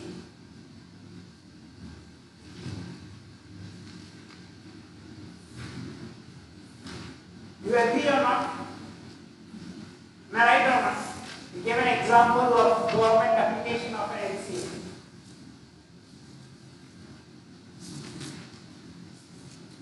Is it right or not? Or can someone give me another example of a government side LCA? Like life cycle analysis. Like suppose we have a big river, right? Suppose we take river Ganga. See, if we totally stop the industries along that river basin that you will not allow to use that river means their huge investment, industries, economies will get affected. Instead, if we bring a policy that the industrial discharge can be allowed after treating the water and that sample, if they do the sample analysis and submit to district magistrate and take clearance to discharge their wastewater to the river. So to know that, so when they submit the treated water's sample analysis report, as a government authority, we should know where we should limit them, up to what period after treatment we can allow them to discharge to river. So where a NCA is a application where the government can do that and can decide a terms of reference that the industries along that river can discharge their waste provided they treat it with certain terms of reference complying to the government regulation. They obtain the permit, then they can do it. Like we are doing this. Like we are reclaiming a land in a sea. We are constructing an island, and that island, when we are reclaiming it, we dig a pile which is maybe 40 meters, 50 meters. When we dig a pile of 50 meters, we still get water from the ground. So this, to discharge this water back to a particular area, maybe far away sea or a land, we have to do the analysis of this water and we have to submit to the government. And if government says, no, this water is highly polluted, which is not within the acceptable limit, then we forced to have a higher equipment plant which will treat this wastewater for us, included in the project cost. Then we do again the sample analysis, and this sample of treated water we submit to the government to obtain a permit to discharge that water to the sea or faraway land. So we do such practice. So similarly, the economic growth is also very important. We cannot totally say that you cannot discharge water in the sea or you cannot discharge water in the river. So to have in terms of reference, we do LCA and decide a parameter, a limiting parameter within which it is treated. We should allow them to discharge the water into the river also. So this is one application of LCA in government. Actually, in industries, when we have the standard. Okay. Yeah. We have the standard already. Yeah, this standard how the government will arrive until they appoint a third party body to do a LCA of where they are discharging, and we can add on the wastewater test. Suppose, you got me? Yeah, but with that effluent standard is there because that standard particular standard. That effluent all over the India varies from location to location. Like if I take the Vapi River, Gujarat. In India, depends on different industries based that effluent standard. In CPC, that is Like we should always have a different standard. Suppose if we are discharging a water to the sea, and if we are discharging a water to the river, it's a two different standards. In the area, in the case of air, in the case of soil, in the case of water, we have different type of that standards. Regional wise. Then industries based different. Yeah, regional wise. So regional wise, they do a LCA, they arrive at different standards to giving permit. Then another thing that because of LCA, what we will do means, in the industries, they wanted to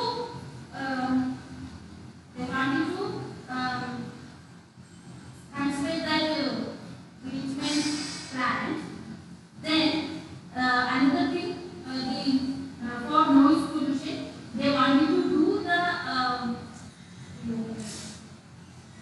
mitigation measures, like they will plant more trees.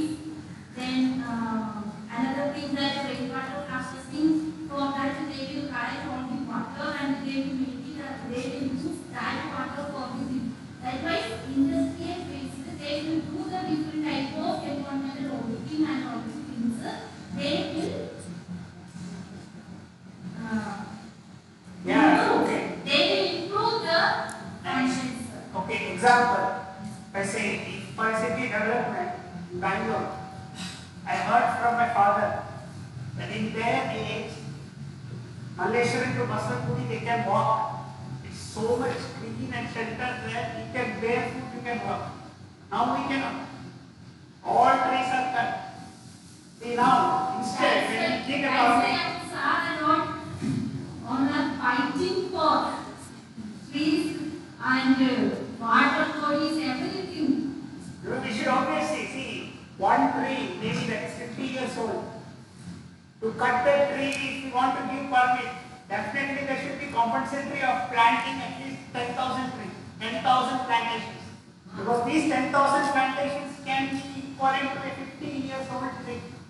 That's why, sir, we tell the politicians, in our Bangalore city, we wanted to say, that garden city now it's changed as a garbage city. That's why, sir, is always doing that So it's a challenge for India, waste management. Waste management, traffic management, it's a challenge.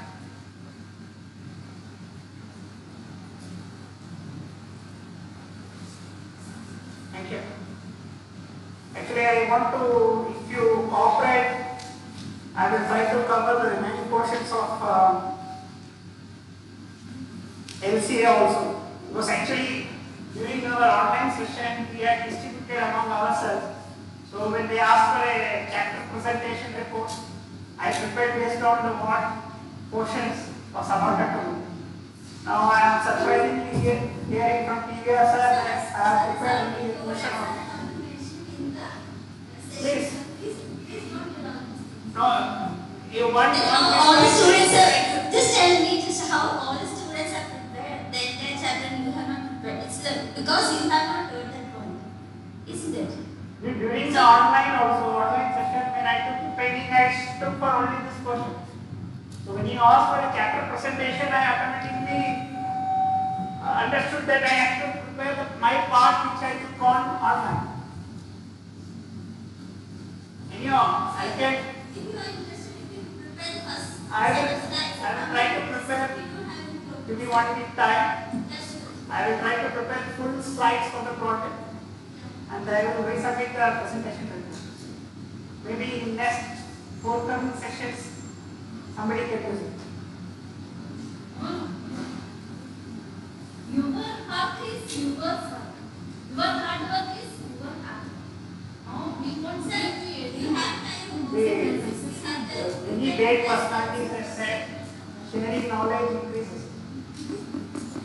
no, that is an assessment. They can use the reference, but we won't use the copy. Sir, because you can just present once again. You can make the PPT of the first set of slides, only first set of slides, which you have not covered today. Then give a presentation. You don't have any problem.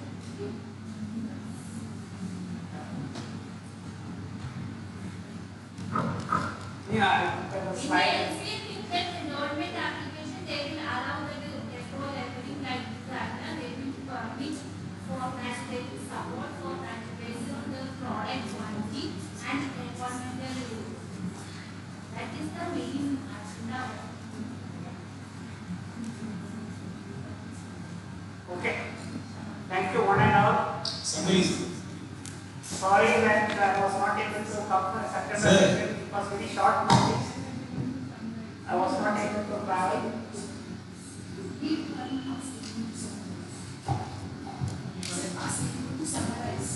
Yeah. Can someone please summarize for me?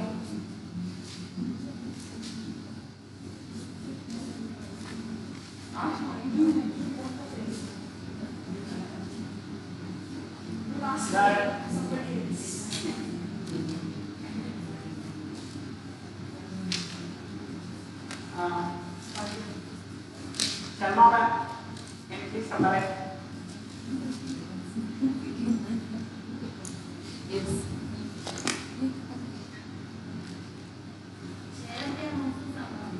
Oh, yeah, you can also take that.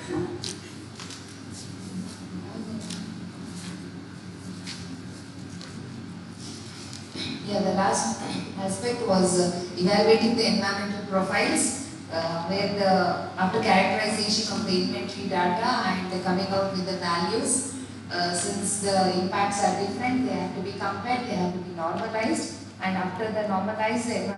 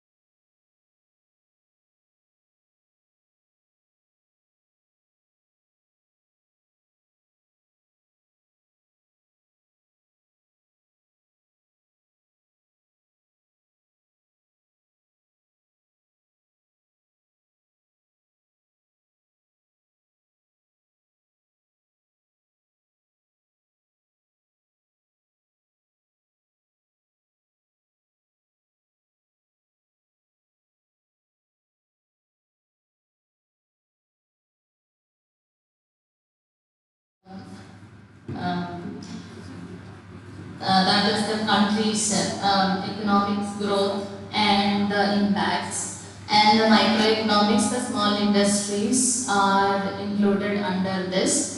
And then we discussed about the impacts of different industries, like different taxes we have discussed, carbon emission tax, Pigouvian tax and all. And then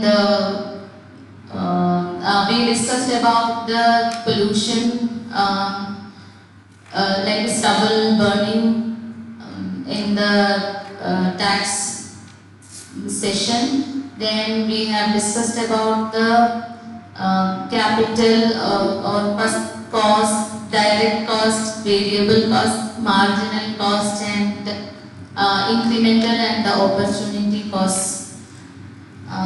Then the next session we have discussed about environmental accounting, then cost benefit, then environmental valuation we have done, then categorization of environmental values, types of economic values, then economic measurement approaches, criteria for categorization of resources for valuation we have discussed, then different valuation techniques we have discussed. In that, valuation of changes in inputs and direct cost and of changes in output of marketable goods, then cost of illness and human capital, then cost-based approaches, replacement cost, relocation cost and opportunity cost we have discussed. Then valuing the environmental amenities we have discussed in the morning session. In that we relied hedonic analysis we have done, and travel cost, then contingent valuation we have done. Then in the towards the last session of the chapter, we have done the economics of natural resources. In the natural resources, we have discussed about the fisheries, then forest as natural resource, then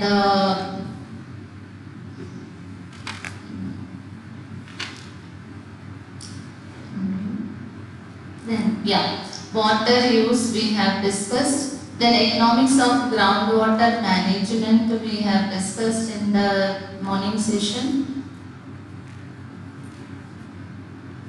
Agriculture also we have discussed under natural resources. Then the agricultural policy change.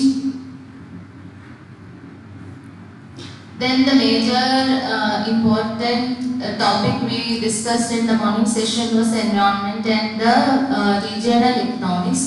Under that, the spatial environmental policy studies, then impact studies, decision support studies we have discussed.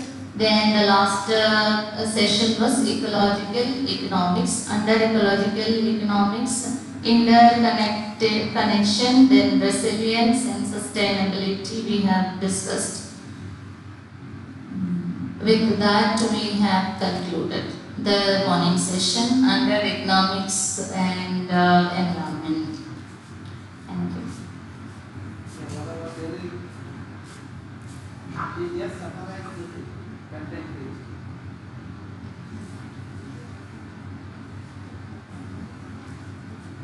Okay. Boss, are you satisfied?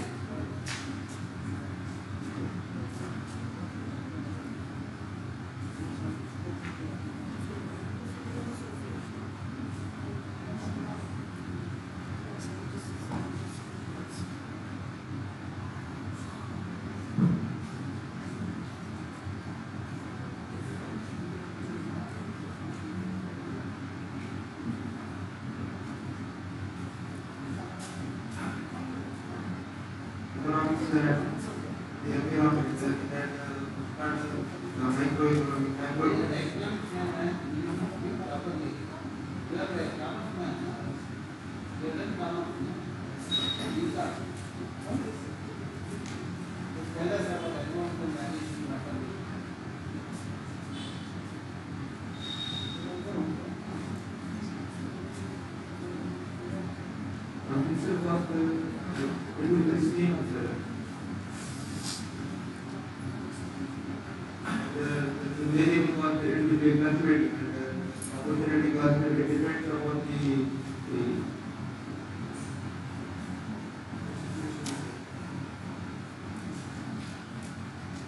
macroeconomics, in the last year, like I mentioned, and microeconomics is a particular industry. Then cost, capital cost, direct cost, and variable cost, marginal cost, and opportunity cost. Then environmental taxes, carbon emission taxes.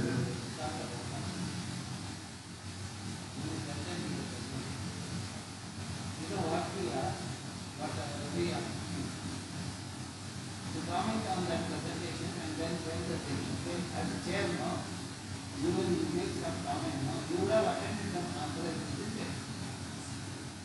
What will the chair do? They conclude the session with some comments. Based on that presentation, they will say what can be done, what is the that kind of thing. Now let us listen to talking. During the presentation, which you better see.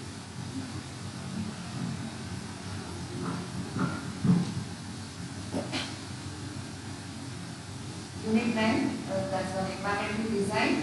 So this unit consisted of environmental design as a tool which is available for integrating environmental concerns in manufacture of products, green buildings, and also in the developmental planning. The principles of environmental design was covered, and each objective was mentioned of implementing environmental design in the various aspects. However, few examples could have elaborated the objectives and it would be easy for us to understand.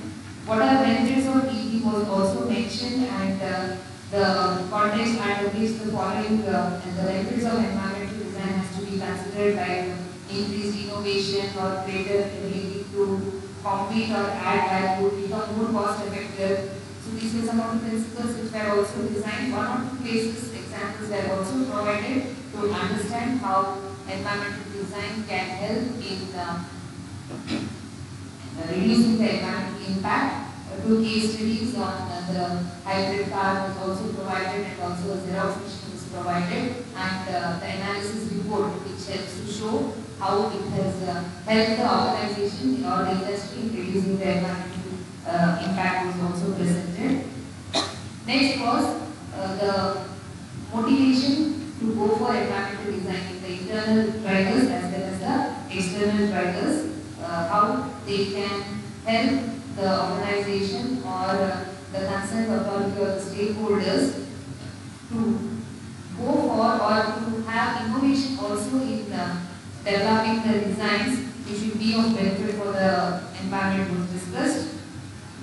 Later, the principles of industrial ecology, pollution prevention, which was not much elaborated, and ENS, occupational health and safety, was mentioned. Details on the considerations of product life cycle, the HCA analysis was also mentioned, and ED as a tool for products, where the checklist, the life cycle assessment, the matrix. Yes, these were also mentioned, the eco-indicers. However, I missed the examples while explaining. The checklist was mentioned, let us know whether it can be used or not, and life cycle assessment, the impact can be assessed. In general, it was mentioned. The environmental design examples were also given, and next was the concept of eco-labeling, which is a voluntary method any organization can take up to say that how it is committed for environmental sustainability, and the different types of eco-living like type 1, type 2 and type 3 was mentioned. The differences were mentioned, but examples under each category was missing.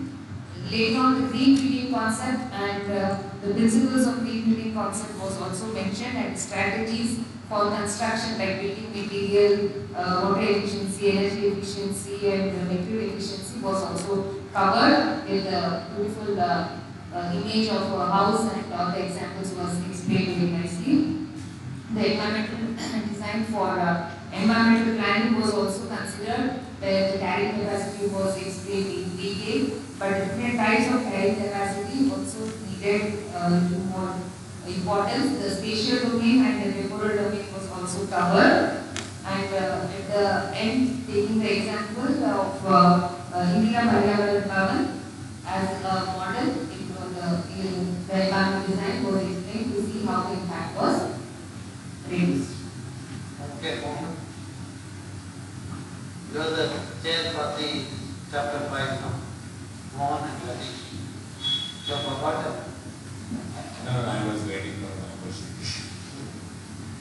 So, Bhagavan did take us into the environmental auditings presentation for a complete chapter. She did start with all the basics covered with an example explaining how the process is implemented in one of the example audits.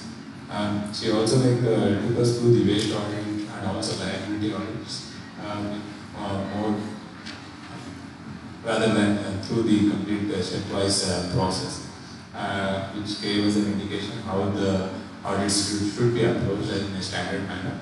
It was still lacking in more, if we could get in more depth, like how the auditors or consultants are selected. On that aspect, it is more, do not have a clarity. It is more on a generic basis. We understood an audit is taken through. Other than that, everything else was covered and work was clear. Thank you. Okay, the co-chair want to add anything?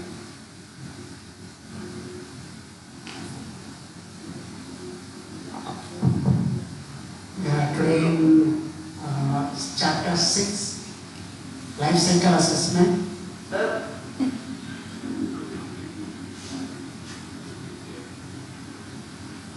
You are chairing the chapter 5. Chapter 6, you did the presentation.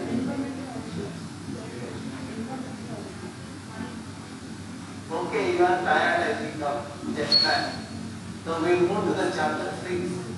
So, madam. So,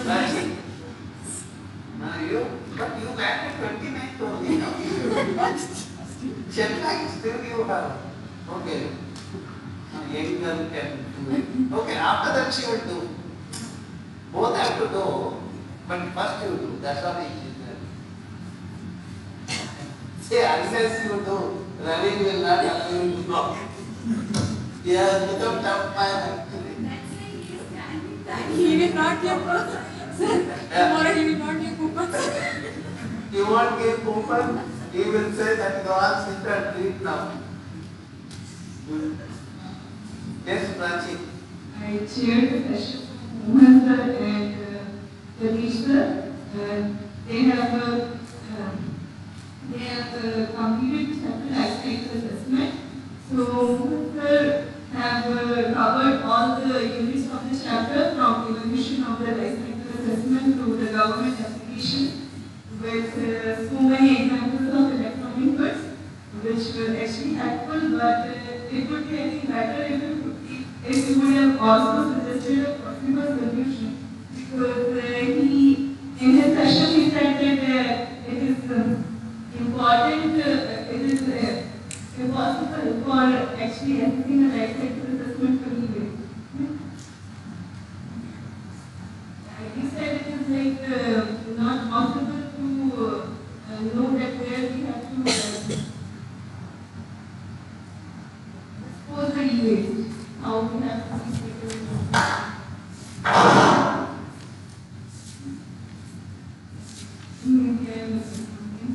So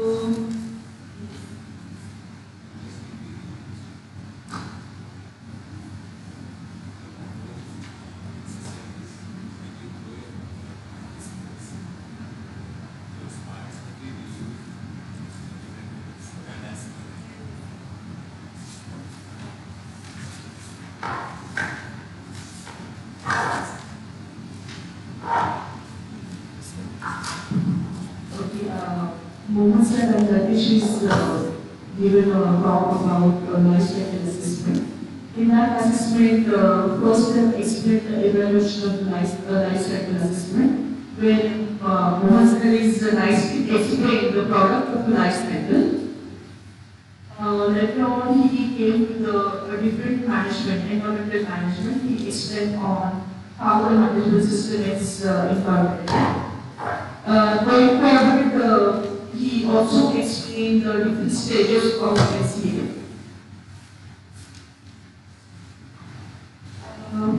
Next one is he explained about waste management. So he used recycle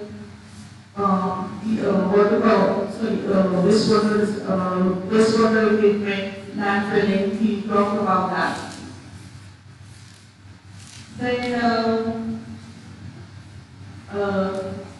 Then he talked about a product for SCA, and he put a focus on data quality, life cycle progress, country-specific technology types. Then he gave the example of nuclear power.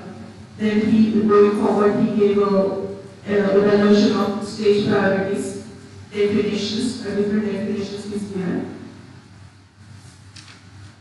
Moving ahead, he also spoke about procedures for SCA. So what are the procedures are there for the SCA? And after that, he's talked about the goals and definitions and scope of SCA.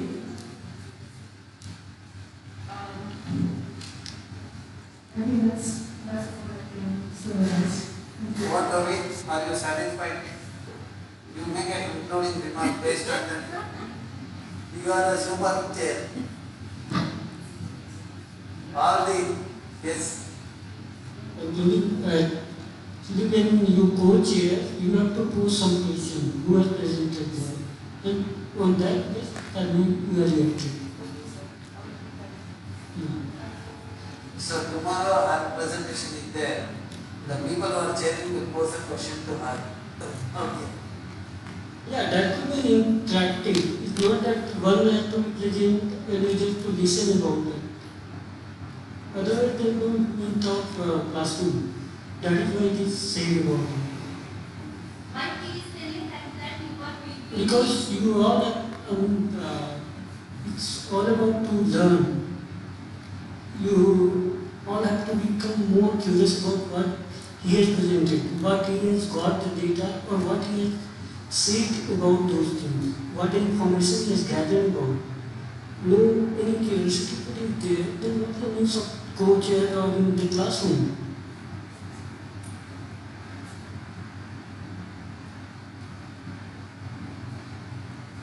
All of us do. All of us do. Why he is saying no? Some people are now, okay, they can understand the PPT, content, quality and design. That way you will get 20 marks. Okay. Then presentation and interaction. That you will get 20 marks. Okay. That's why total maximum 40 marks. So you people didn't even interact in your session, or your content slides like just coming with 2-3 slides without any content based on our test book, then your mark will reduce. That's why sir is telling.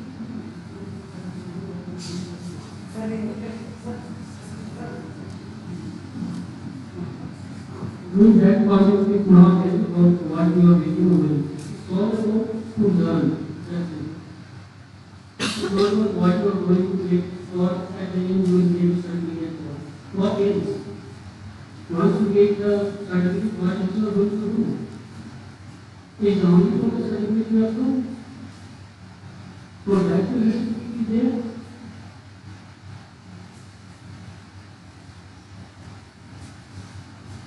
All of us have to think. All have to think. We all want to talk about some carbon footprint or some of the Indian of ozone layer. We all have, so why does it have to be there? Some have to think about that. you take a legal action against any club which is there, then how do you do? How are us going to do? How are we going to tackle that? Some of the GSS, some of the work on they also come in touch with us. They always come here in the lab and they ask how can proceed them. So it's all about to learn about it. So just get the certificate and go ahead for some other job. So that's why it needs to be more interactive, so that we get more information about it. Because once the patient comes, we start to see why it is there, how it is there, how can we remain positive, and how can we justify it without things. Second aspect is training.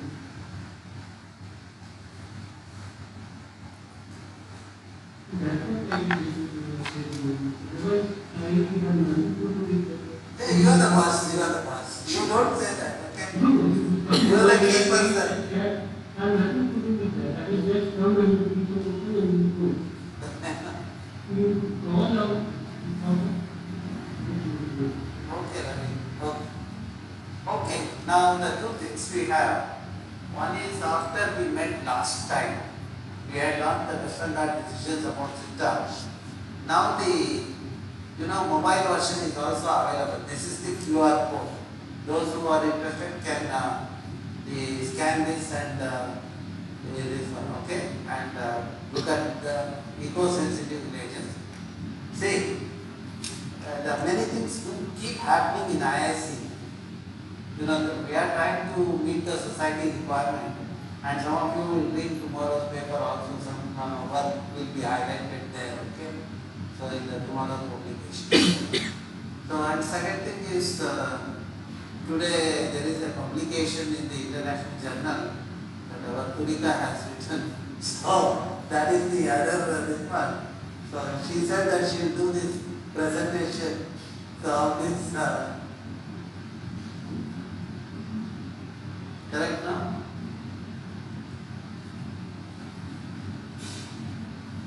So this gives about the Bangalore, how urbanization is happening in Bangalore. Because of the Bangalore city, how the resources are getting degraded in the neighboring districts. That is what is the picturized. So you can download this and you can read this. So, and of course we have used artificial intelligence and machine learning, because she told me that people have lost normal intelligence. Now we have to have artificial intelligence. Let us use that, okay?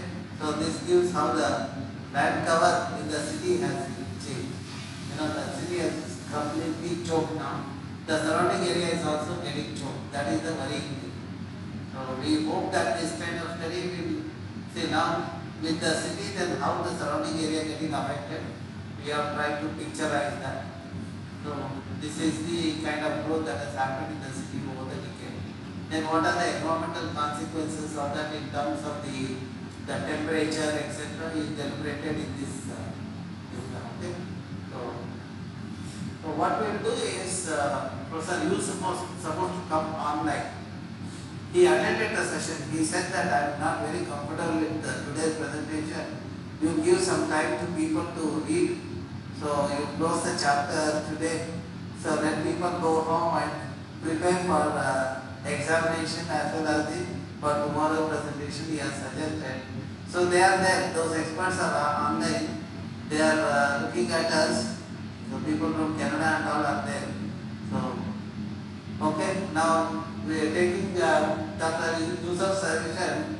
I am ending the session today here so that you can go home, you can relax, don't sleep, prepare for examination so that it will be the thing. Maybe Paras might come to some of your room to see whether you are prepared in the late evening. Okay. So in this, okay, shall we do that in the one of the session? Sincere? Okay. Which one? That is good.